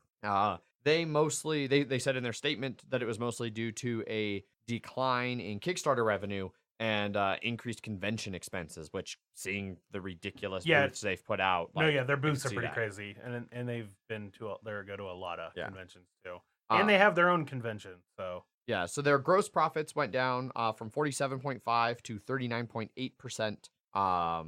And yeah, so they decreased 30% in their stock price, which I covered in the past. I don't remember if it was quite a year ago, that they were at one point one of the highest valued stocks on the Hong Kong Stock Exchange where they're listed. There is another article that we will that I said we'll include this kind of as a pair of these that was written by Chris over at Dirtbags of Holding over on Punchboard Media. Kind of working there with us. We saw his article where he basically did a little bit of digging and told people to stop screaming that the sky is falling because CMON is $4 million revenue down. And he basically went through and pulled especially after they said it was mostly from Kickstarters. And he went and looked at their 2018 games they released and then their 2017 games. So 2018, they did Project Elite, Starcadia Quest, Cthulhu Death May Die, Arcadia Quest, Zombicide, and Hate. And those raised a combined $8.4 million. In 2017, they had Song of Ice and Fire, Zombicide, Rising Sun, World of Smog, and of course we know Rising Sun made 4 something on 4.2. Zombicide Green Horde was 5. Weirdly less than Rising Sun, because where's Green Horde? Right. Yeah. But they made $12 million in Kickstarter. Yep. So the difference there is roughly like almost $4 million just from the Kickstarter. The difference is a Rising Sun. The difference is a Yeah. Rising Sun. The one that really does stand out to me was that Cthulhu Death May Die. I didn't realize it only made 2.4 for being a Eric Lang, Rob Daviau Cthulhu game. I would have expected that to be closer to that 4 or 5. In 2017 they had 2 games that broke 4 million. They didn't have a single game break 4 million. I mean, Rising Sun broke 2018. 31,000 backers. Yeah. Cthulhu Death May Die had half. Yeah. Green Horde had 27,000. The average pledge, though, for Green Horde was 183 versus 135 for Rising Sun. Mhm. And that's where the Yeah. big difference. Oh, there 100%, comes. yeah. I don't know, they did some different stuff this year. Maybe not their... They were a little bit more niche this year. Well, the Arcadia Quest ones have never been as big as those other ones. One and was an they- expansion. Yes, exactly. And then But isn't all Zombicide an expansion at this point? Well, Invaders, arguably, from this year that was is the new because that was sci-fi. the new sci-fi Yeah. Zombicide. And that still made the most this year. Yeah, that was their big one for the Man, year. people still play Zombicide. Well, people still buy Zombicide. No, I was there too. I've just stopped buying Zombicide. So, that really comes from checks out that they went a different way with Kickstarter this year, and I don't know if they were planning on maybe Cthulhu being bigger. I'm sure they were. Bigger Hate than the- was always meant to be kind of a niche, weird one. Yeah. Bigger than the bigature is Yeah, Cthulhu Death May Die. the ridiculous bigature. I've held it in my hands. I remember. Yes. You've got a picture of it. Yes, there's a picture of it. It's everywhere. Yes, it is. So You and your poofy hair. Oh, my hair is amazing in that picture. Yeah. your hair is almost as big as the mini. Yeah. We'll include link both these articles if you want to peruse them at your leisure. And so that's the CMON taking some losses. Next in news, publishers in general might not be doing so hot when they treat board games as commodities. Yeah, so this is a blog post Yes. that we're going to also be in the show notes there. And it kind of ties hand in hand to CMON's losses there. They reference that in this blog post. But it comes from Nick Bentley over at North Star Games. And he basically talks about how the the golden age of board gaming that we've been in, and all of the sales and everything has maybe gotten people to be a little bit overzealous with publishing. He talks about, he mentions in this one, like, people are starting to get nervous now. Sales are down. He points out CMON down 4.1 million in the last 9 months. And he talks about that it was, with all of the growing sales and the market booming, that new companies were opening, old companies were pushing out more and more games. I mean, we even saw that in that CMON. Yeah, we did. They put out more Kickstarters this year than they did in 2017 and Mhm. still came up 4 million less. And then he talks about that when you start putting out so many, then more games become more and more dependent on their initial sales. And I mean, there's been a debate since we started the podcast almost 3 years ago. People have talked about new hotness and how, it's always about what's new. And if your game doesn't make a big splash right when it comes out, it's likely to be forgotten. I mean, that's why you see so many Kickstarters that do relaunches, because they launch and they're like, oh, it didn't get 200% funded in the first 10 hours.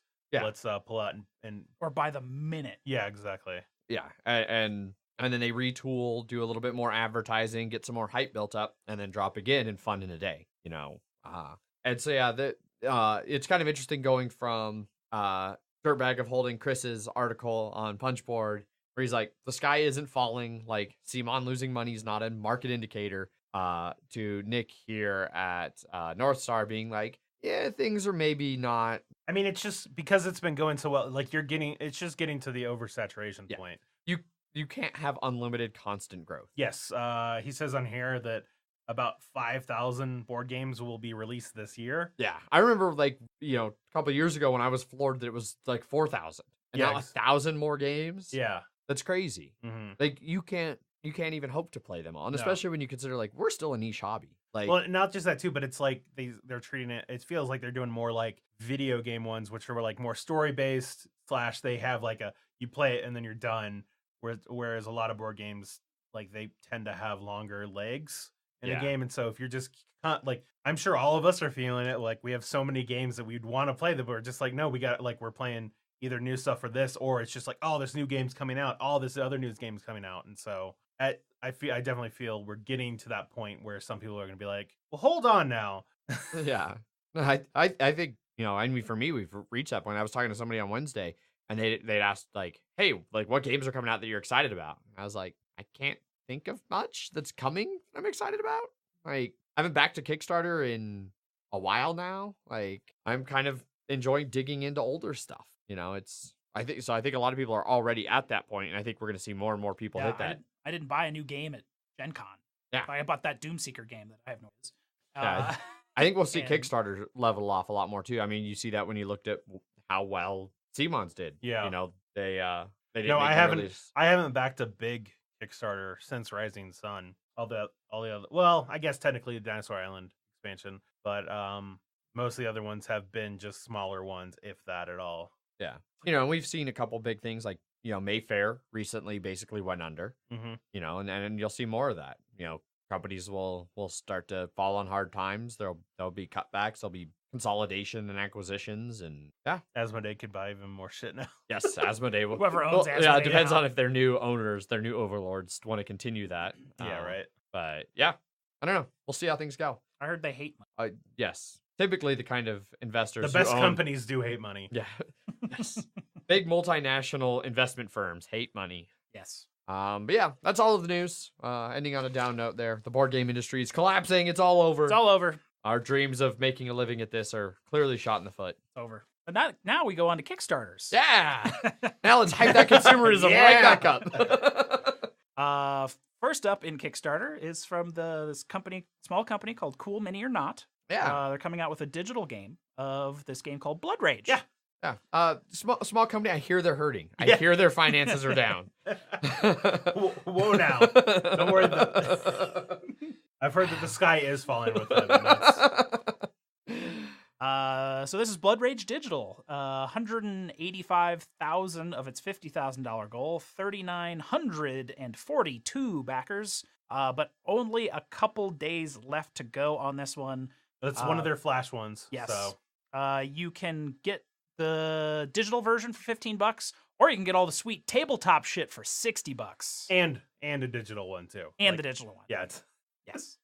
the digital game, and then a shit ton of promos to go with your. What some would say you already $45 in miniatures. Yes. Not a whole lot here to unpack. They're doing 3D models on the tabletop for all the miniatures and things like that of the digital version. Yeah. It looks cool. Of course it would. All the minis for the physical stuff are Kickstarter exclusive. It's 4 monsters basically, which seem like just Different versions of ones that are So instead of Fenrir, it's Garm for a wolf. Instead of a mountain giant, it's a mountain giantess. Instead of a wolf man, it's a wolf woman. And for the clan, the Kickstarter exclusive is the Stag clan, which are all female. Yeah, which somebody pointed out in the Slack Exactly. channel. It's sort of interesting / weird that the first all female clan has their animal is a male deer. Yeah. Everything else was just like wolf, bear, boar. wolf. Yeah. And I did. I mean, like stags do appear in Norse mythology and stuff like that. I think I was talking with, was it Tom? I think it might have been Tom on Slack. Yeah, I was talking with him about it. It seemed like one of those things where they're like, stags are cool, and also we should have an all woman clan because that's cool. And you put them together, and then then you're like, nobody ran a dummy check. Yeah, on no that one. Yeah. I mean, it's not as bad as the that monster, the Rising Sun monster. Yeah, the Rising Sun Kickstarter guy that was not an actual thing at all. But it's one of those things where it just makes you go like, that feels weird. Yeah, but I feel like there are plenty of animals still around that are gender neutral animals. No, I mean even that have a badass female as the lead of the and the they look great. I like the how they minis look. look good. Yeah, yeah. They're not chainmail bikinis. No, yeah, which is very great. much not. No, but it's one of the, like, I wouldn't have noticed it until someone told me that. Now that's what I see, and I'm like, it just feels weird. Yeah, it feels a little off. Yeah. Also, it does come with a 5th player expansion cards, which I feel like this is most worth it if you want all this stuff and you, for whatever reason, you don't have the 5th player expansion. Right. But which came with the original Blood Rage Kickstarter, right? If you had the Kickstarter edition, yeah.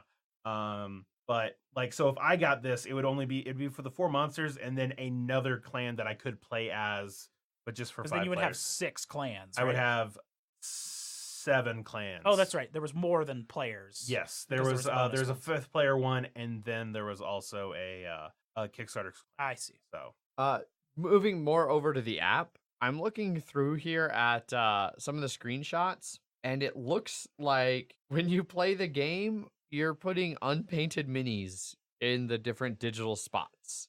So far, that is accurate. Yeah, like the little. I mean, I'm sure there'll be a program that'll let you actually paint the mini in the game, and you're just like, it's 2 games in one, man. Like the thumbnails are all like fully painted, like art styles, but the tokens you're playing with are just unpainted gray minis. Like they just scanned them into the computer. They already had the 3D files. They just scanned them in and threw them down. I really hope they do something to paint those up, because that seems awkward to me. Yeah. Yeah, these Jesus Christ. The rest of the artwork looks great. The background art and everything looks But awesome. I'm looking at the promo monsters, like I said, they actually had the cards in here too. Oh. They're literally the same as Oh yeah. Garm is definitely just Fenrir with a different name and model. Yeah, but same powers and all that stuff. So really, I feel like this is for people who didn't, because these are the Kickstarter exclusive monsters. Oh. So I feel like this is for that, basically. These are different Kickstarter monsters, though. But they act the same.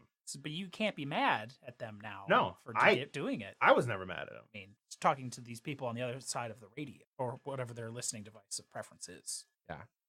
How dare you get it? It was Kickstarter exclusive. Yeah, it's exclusive. No one's ever going to have those again. Here's these exact same miniatures with the rules. Well, they're different miniatures.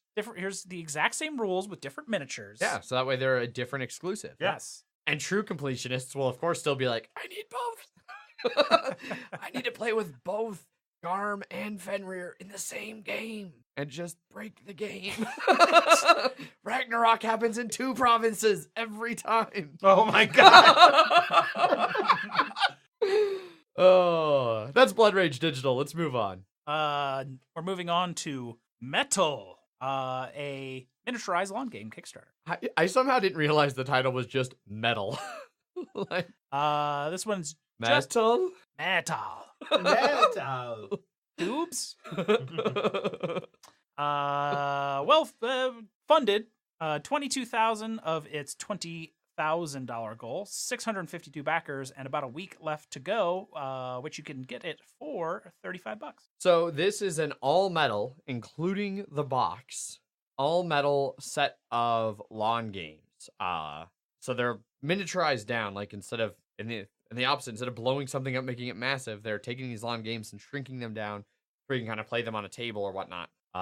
And they have 3 different games mixed in here. First game, Not Pool, where you have pegs, 12 pegs labeled 1 to 12. You randomly spread them out on a table. Everybody gets a large ball, and you just take the king pin and use it to like knock over pins in numerical order. So it's like trying to play a game of pool where you're just knocking things down in order. And then whoever has the highest sum value at the end wins. There's some other rules for like if you hit the wrong pin, things like that. Not terribly important. There's bangers, where everybody gets large balls and you put the small ball in the center. And then in real time, you throw your metal balls into the center of the table to try and hit the small one, getting 1 point every time you hit the small ball. If you hit it and it falls off the table, that resets your entire score down to 0. And then it's like dodgeball. Like you just, any balls that come near you, you can grab and keep throwing. First person to get to 3 points wins immediately. So just a hectic game of throwing metal balls But at a you table. don't want to throw it because if you get the small ball off, Yeah, reset to 0. Yeah. And then third up is team meeting, where you form 2 teams and you place all the pegs 1 to 12 in the center. And then you draft pegs until the sum of your numbers adds up to exactly 20. So like team 1 could have an 11 and a 9, and then team 2 could have 3, 4, 5, and 8.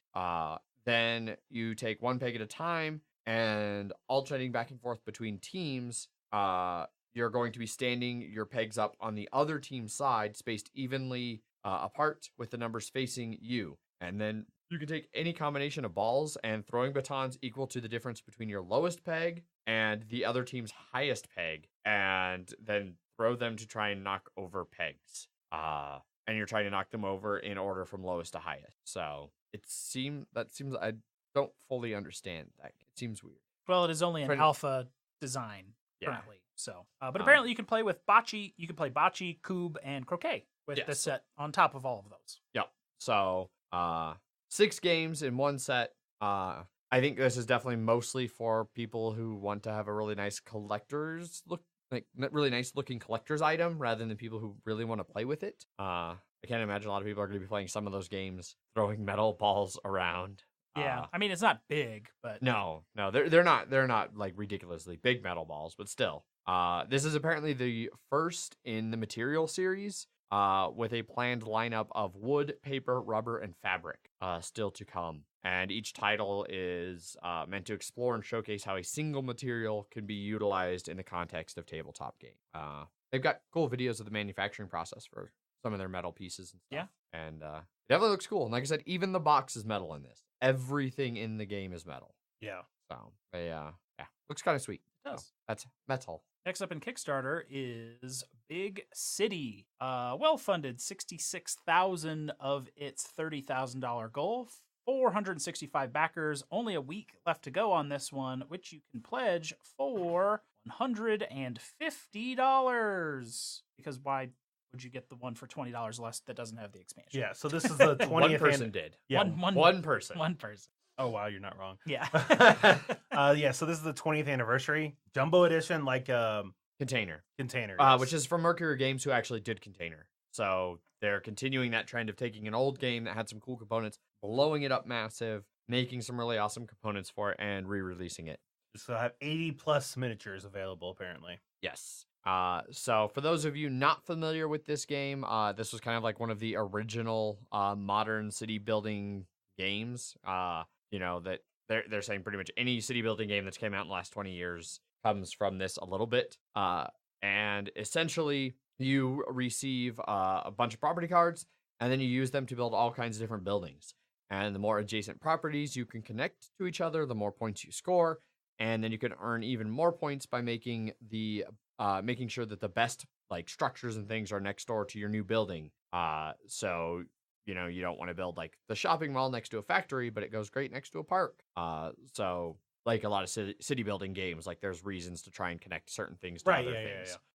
yeah. And yeah, so they're blowing it up jumbo sized, 8 modular neighborhoods, so no two cities will be the same. And that's then cool. they have a expansion, big city urban upgrade, with content that was approved by the original designer who is passed. He's no longer alive, but he approved a lot of the expansion stuff before then. And so big city urban upgrade is the expansion that's going to be included in this. It gives you some new neighborhoods, a new waterfront to build on, and 4 new building types, as well as extra building that are all to fit with the whole thing. They're all jumbo sized. So and the expansion includes pieces for a 5th player, so you can play a 5-player game of Big City. This definitely looks like one I'd want to play, but Not sure you want to own. I mean, if someone gave it to me, that'd be cool. Not sure you want to pay $135 for it. Definitely do not want to pay a lot of money for that right now. Yeah. Yeah, my allotment of $100 plus Kickstarters is well over. The minis do look really cool. They definitely have done a lot with a bunch of different buildings. And the player boards and everything, the artwork on those look real nice. I am curious how it actually plays, like if it's actually a fun game to play, or if it ends up being like, what's the other city building one? We reviewed it a while ago. Quadropolis. If it's like Quadropolis just with crazy minis, I'm not sure it's worth it. But if there's actually more game there that makes it more interesting, then I'd be down. Well, we'll have to see. Indeed. Is Paul getting it? I don't know. Maybe after this. I don't know if he knew about it. Paul, get it so that we can play it. That's Whenever it arrives in a couple years. Have we played Container yet? No, I want Okay. to. All right. I actually want to play that too. With the phallic ships. They're cargo. They're very phallic.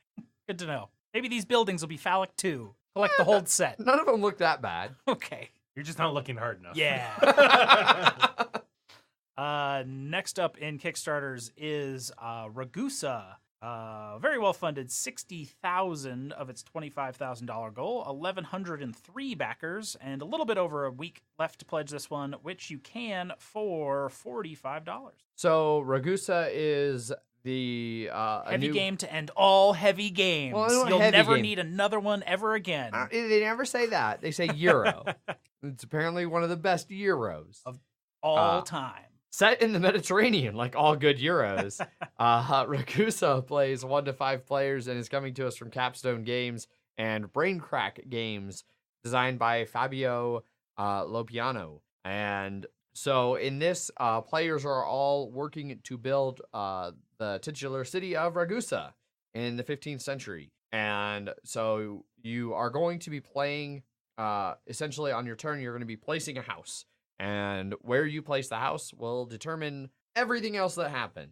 You build a house anywhere on the map. If you build it out in the countryside, it's going to cost wood. If you build it in the city, it's going to cost stone. So where you build it determines what it costs. Multiple houses close together help you give a monopoly, but costs extra materials. Then after you build the house, depending on where you built it, you resolve all of the actions it touches. So you can, in theory, do like 3 actions with 1 build if you place it in the right spot. If you build in the countryside, you get resources. Building in the city gives you actions, like building the walls or the towers of the city, crafting commodities, bringing in goods from overseas, things like that. Then, after you've placed your city and done your actions, you activate other houses that are adjacent. And so you can kind of have chain reactions. And that's where, like, if you monopolize an area where you build there and then you get to do a bunch of extra stuff when your other houses activate. Otherwise, you might be helping other people out. So if you get into an area that's going to be popular early, every time somebody else builds in that area, it'll continue to reactivate your building, giving you more and more things. But yeah, you're going to be harvesting resources, crafting commodities, trading, going to the market, all of the classic Euro stuff, while trying to build up the city. And one of the things that has me interested, aside from that, like when I first looked at this Kickstarter, one of the early playtester quit things says, "This is every Eurogamer's dream. If you consider yourself a Eurogamer, this is definitely for you." I was like, that's a bold claim. Then I started to look at the game, and it does actually look really awesome. There's no luck anywhere in it, no dice rolling, no random card draws, nothing like that.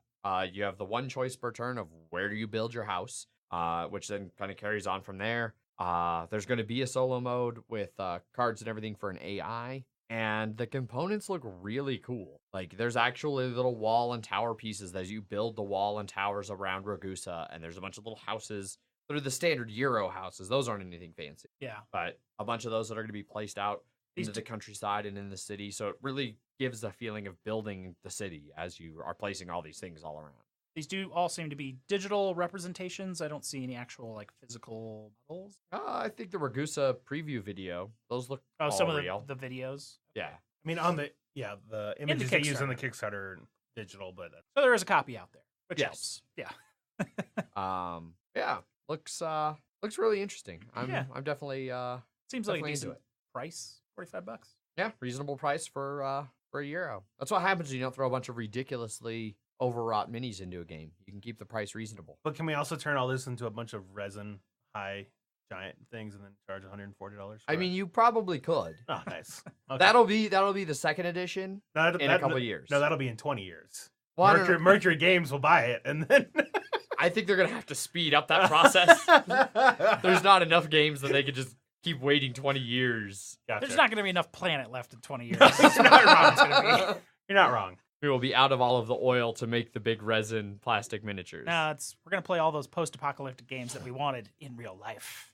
Yeah. Gonna make our own hits the road. But yeah, that's Ragusa. Next up in Kickstarter is QE. Well-funded, 34,000 of its $20,000 goal, and 988 backers, and about a week left to pledge this one, which you can for $34. And that is the letter Q and then the letter E. Yes. Not QE. No. Not like Q- liney, Yeah. but British. Yeah. QE. Which is was it quantitative easing? I think is what it is. I have no idea. Nope, I don't know. Sure. Quantitative easing. Yep, I was right. Okay. I'll put periods behind each Thank you. Q and each E. Thank you. Yes. Here we go. So this one is an auction game with unlimited money. This is like the fourth printing of this game. But it doesn't. It's not super limited like that wood one that Mike has. No. So in QE, essentially, everybody starts off with a hidden nation and industry. We should say this also takes place during the 2008 recession. Oh, does this one? Yes. Yeah. So they've added some theme. Yeah. And so you're acting as a central bank representing, like I said, a nation and a industry that like you're kind of interested in. And you are going to start bailing out companies.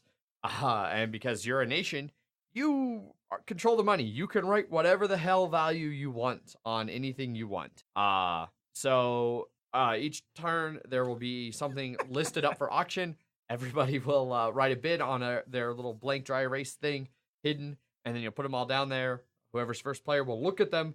If any of them beat their bid, which they write their bid to start and set it down, and then everybody else bids and puts them down, and they look and It's not totally just like, all right, guys, let's just bid for it. And I was just like, how much fuck am I gonna put on this? Yeah. The first player kind of Dictates sort of sets the market. Yeah. I mean, they can still fuck it up. Like they can set like 10,000 as the market, and then the next turn somebody goes, "No, I'm gonna bring that market way down." I was $2. What I was laughing at was one of the lines on here is bid $1 and laugh at your competitors for overpaying, or just keep writing zeros until your hand gets tired. And just for reference too, the one that Mike has was $57 for his copy, which was wood. Yes. A wood yeah, copy, but a very like hand built limited. Yeah, thing, Very right? limited Yeah. edition.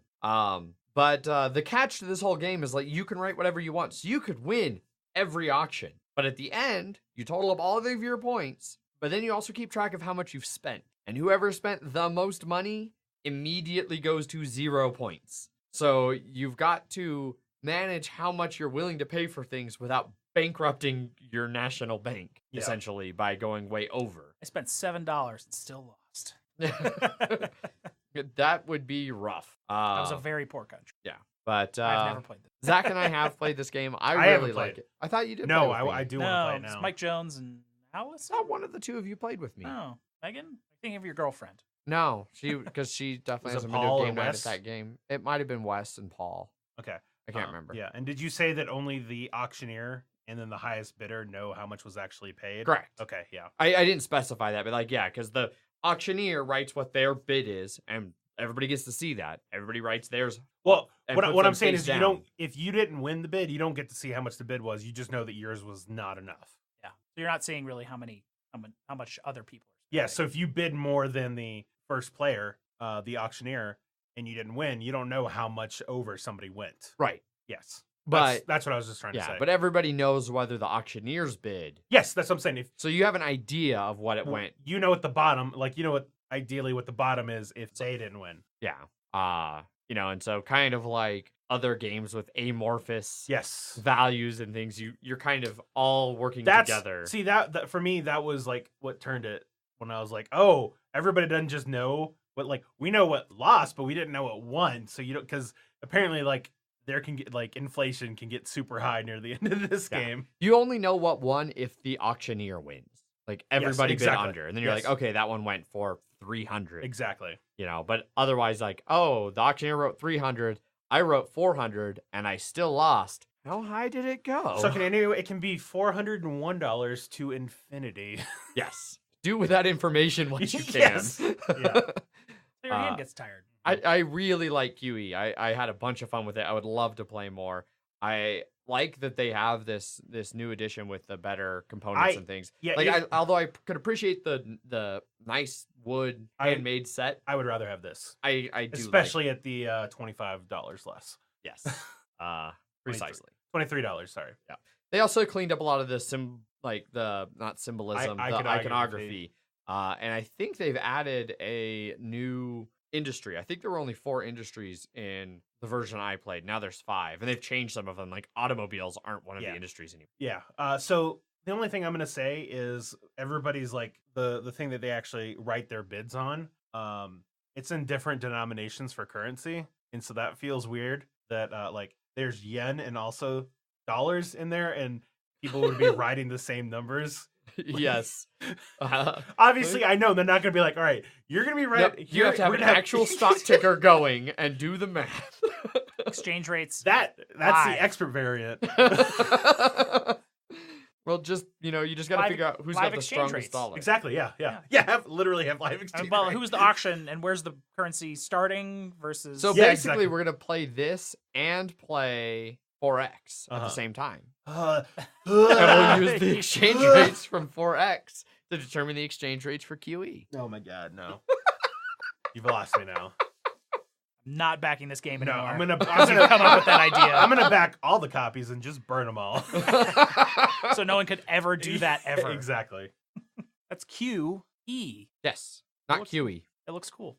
Whee. Last up on Kickstarters is Roll to the Top and Roll to the Top and Bottom. Well, if you're gonna say the whole thing, you might as well say roll to the top, laminate. Roll to the Top, exclamation point, laminate, star, plus sign. There we go. But yes, this is another Roll to the Top Kickstarter. Well-funded, 11.6 thousand of its $7,900 goal, 472 backers. And you can pledge this for like, I don't know, 1 billion different ones, but its most popular being $25 with about 2 weeks left to go. So we talked about Roll to the Top in our last Roll and Write episode. Our first roll and write episode Also, yes. our most middle one. How about that? Our first and last. How about just in our roll and write episode? In our Roll and Write episode, our recent Roll and Write episode. There you go. We talked about Roll to the Top. And so here is a Kickstarter up for a new edition of it with laminated sheets so that they're dry erasable. Which we brought up before because it was all pads Yeah. and one-time use stuff. And that it would be nice. You could fit a lot more Different maps types, and yeah. things if you just laminated them. And clearly they listened to the show and they took that into advice. And 100% here it is. only our idea. Yeah. Yep. Kind of rude of them not to send us a copy, but whatever. Didn't get in contact with us at all. No. Yeah. I'm sure it just got lost in the mail somewhere. Probably. It's probably because you moved. Oh, And- so it's at the yeah. old place. Exactly. Yeah. Got it. There's just piles of games at the old place. Riddled. So they are including enough sheets of each of the maps for 2 to 5 players, so there'll be 5 sheets of each. Looks like about 6 or so sheets for if you're just getting Roll to the Top laminate. They have the roll to the top and bottom, which is one pad. It's not a laminate. Sheets that are some ones that start like in the middle, like the equator one, where it starts in the middle. You're basically doing Kenya on the equator map, but you start on the equator, and so some of your buildings, your tiles need to go down, and they have to decrease in number, and the other ones need to go up. So like you need to start with like middle numbers, which is kind of an interesting. It looks like idea. they're just adding more and more unique ways to play the game, which is good. Yeah, because I know when we played, we liked the ones that actually did something more interesting, like the tree or the Matterhorn versus just like the Burj Khalifa. Yeah, I thought there were some that were really interesting. Like the Space Needle surprised me because it seemed simple. It seemed simple, but an early mistake fucked you hard. It just chains. Yeah. But yeah, they've got a whole bunch of the cube house, equator, wood house, roll your own, which is kind of a weird one. The Nadar Center, which was one from the first Kickstarter as one of the promo packs. Yeah, bunch of different maps. Some of them laminated, some of them maybe not. I can't quite tell. If you like rolling rights, yeah, this is definitely one to get. Especially, yeah, the surprising level of interaction with being able to take dice out or add dice in. Yeah. You're like, oh, you need some of those high numbers. Well, we're not getting that this No, round. No. Sorry. No. Fuck that. You still have just ones and twos. Well, we're obviously taking those low ones off. Yeah. Just to be like... Guess you're going to have to try and get a 3 in there somehow, huh? Yeah, I like Roll to the Top. I haven't really played it. I haven't really played it. I don't. Did you also mention there's going to be an online version too? No, I did not see that. You were playing it earlier. Yeah, I was playing it earlier. Oh. There's a basically you can try it out online, and it's just on a browser basically. But then there's going to be a full version that if you back it, you're going to get it for free. Otherwise, it's like $3. Okay, But yeah, that's not too bad. Yeah, even the browser app has multiplayer or solo. Yep. Cool. There is a Roll to the Top Android right now, I believe. It's like $3. No. Let's say if you're interested in this game, give it a try with the browser. Yeah. Website. Rolltothetop.com. Glad to see they were able to get that .com. Yeah. There we go. They've been a little bit later. Rolltothetop.biz. Roll to the top and bottom.com. I feel like that's got to be a sex website. And on that note, we conclude Kickstarters. Indeed we do. So moving on to some listener feedback. One of our newest patrons, Veronica, has a couple messages for us, right, Jeff? Flooding our emails. Emails at milehighgameguys.com if you'd like to send us an email. Continuation from her previous one. She says, I thought your Dread one-shot was hilarious, and it would be really cool if you did more. I am not a big horror fan, so maybe this isn't a thing, but why did Stacy want to kill them? Kind of weird. I was also rooting for Quinn. 100% what I would do in that situation. Quinn zone. Mm-hmm. B. Yeah, so the reason Stacy wanted to kill them was because Stacy wanted to kill them. Reasons. Sometimes people just want to kill people. Yeah. You Maybe get up to a cabin in the woods and you're like, hey, I could murder my friends and nobody would ever know. Yeah. You know, everybody gets those impulses. All it takes is one time for you to be like, all right, let's do it. Maybe it was her crazy uncle man guy. Maybe. Yeah. No, ultimately, like, just the way that one shot played out, like, somebody needed to be the killer, and so it seemed at the time that it was like, oh, it can be Stacy. This worked. We kept being in groups with each other, so he never got a I chance. didn't do a good enough job of getting them to split up to where I could play off of. Like, if you remember during, like, the intro, they all had, like, weird memory and brain issues, and so it was supposed to be a thing where, like, anybody could have ended up being the killer, but they didn't cooperate with the storytelling, so it was like, all right, NPC killer, I guess. Yeah. Wait till we play Jurassic Park. Mm-hmm. Anyone can be a velociraptor. Alan.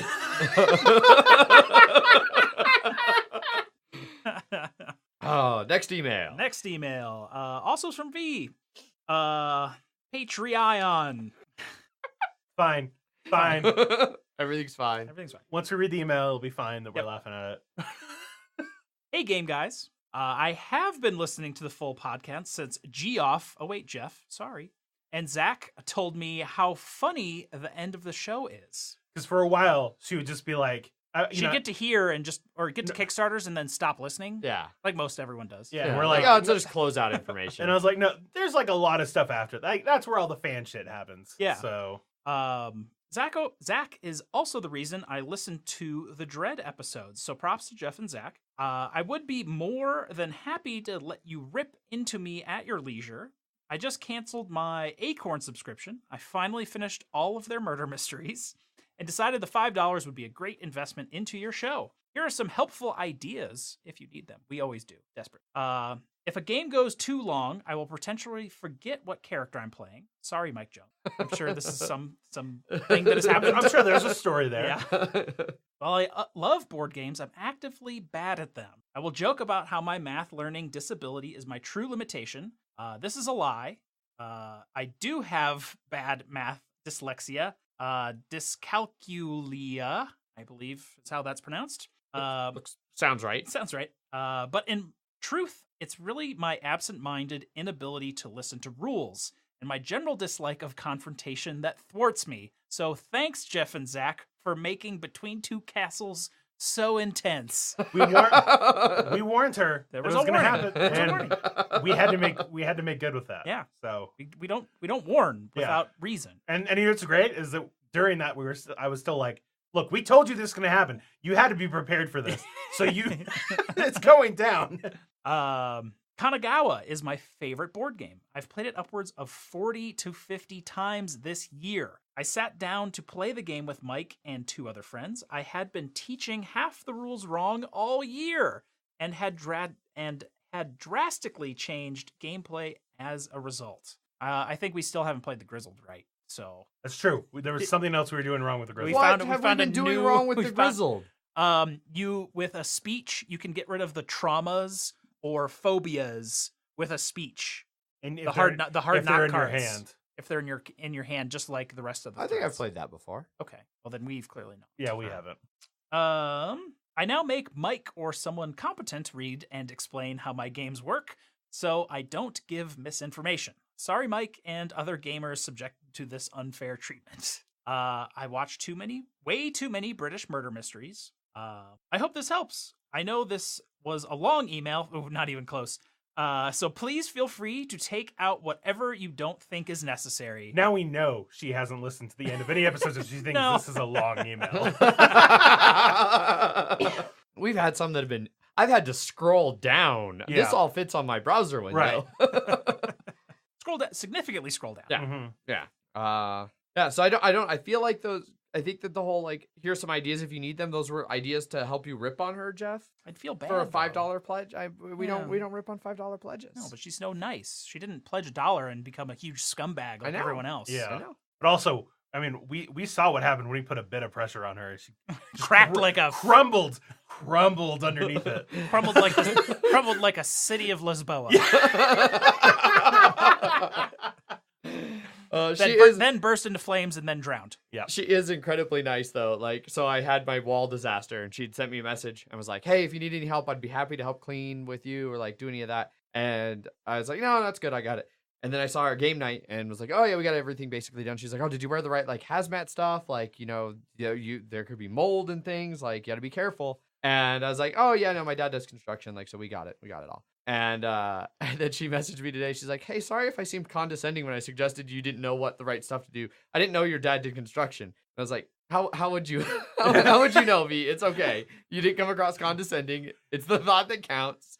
Like, I appreciate the concern. It would have been great if you're just like, how dare you? How dare you?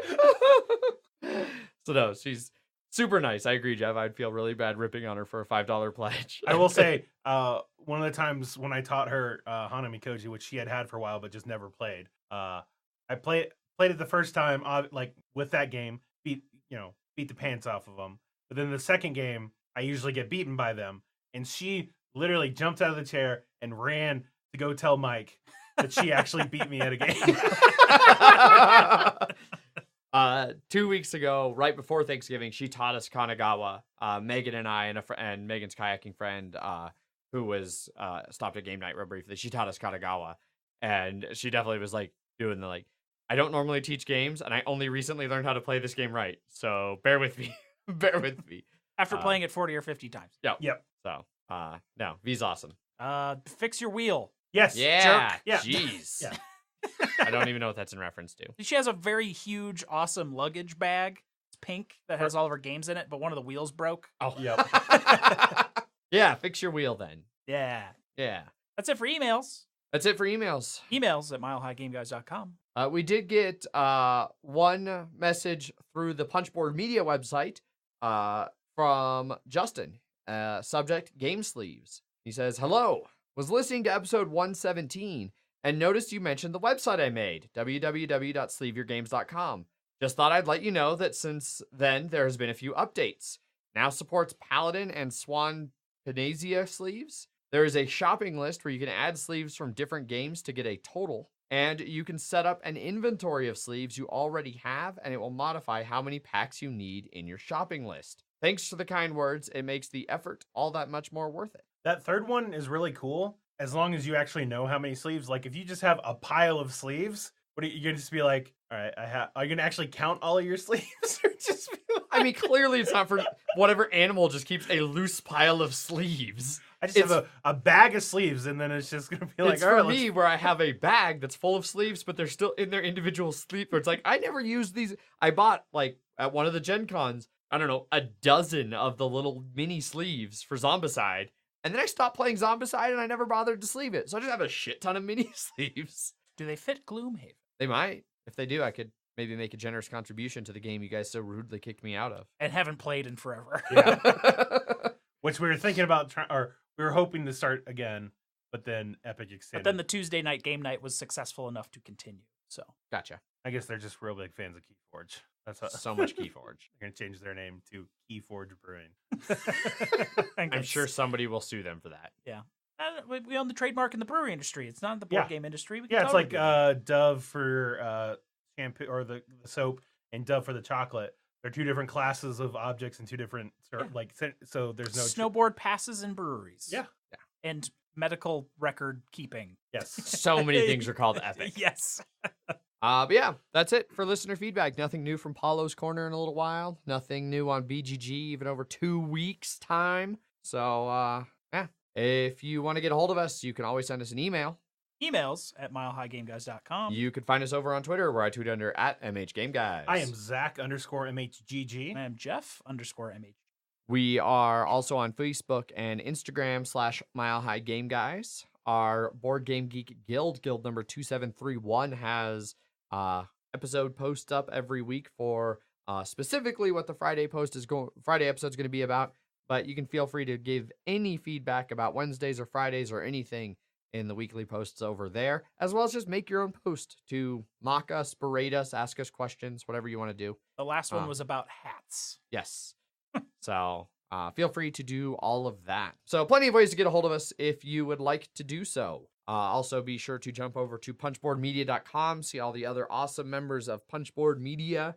We're happy to be working with all of them. And as always, Wednesday episodes are sponsored by Gray Fox Games. Their most recent Kickstarter to be fulfilling, City of Gears, will be in stores later this month, so keep your eyes out. We actually just also a couple days ago got our review copy in, so we will be having a review of that also in the coming weeks as we have a chance to play it more. Since Zach you guys and I got to have play it at Gen Con. Yeah. I haven't seen it yet. It's been here for a little while. Yeah. It came over right before Thanksgiving or something like that. I think right after Thanksgiving. Yeah. I need to go root around in it. Yeah.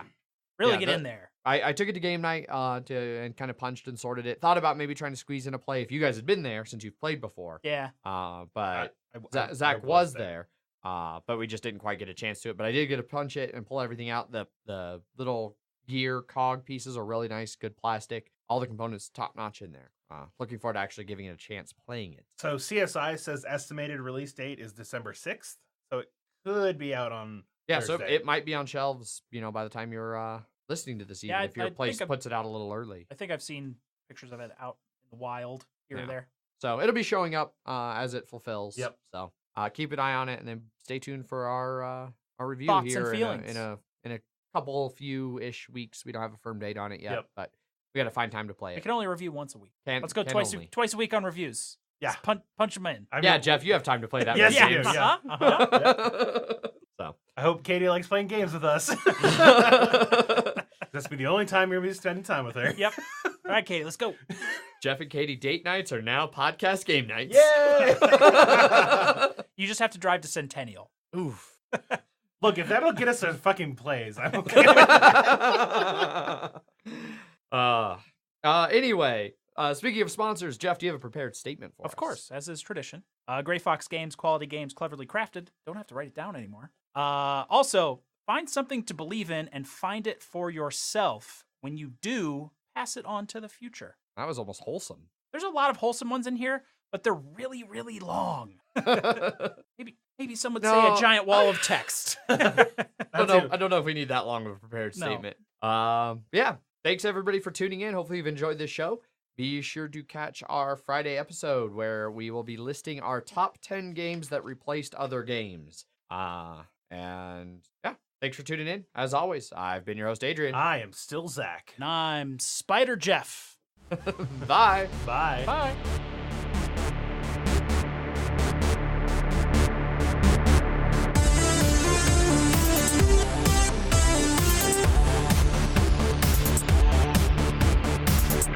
But I have touched a lot of hands in the mouth. Yes.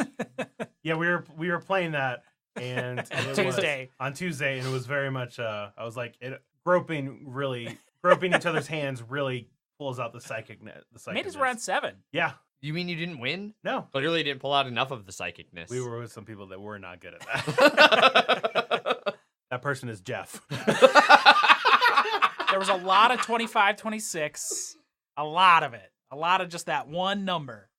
Guess who was the lower one all the time? Every time. Every time. it Every was Jeff. time.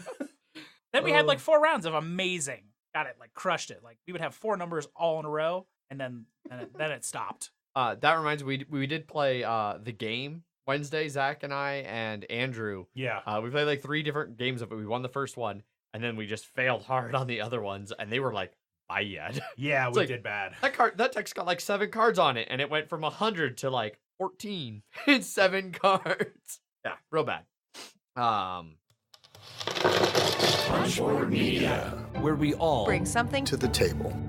pull up a chair At punchboardmedia.com.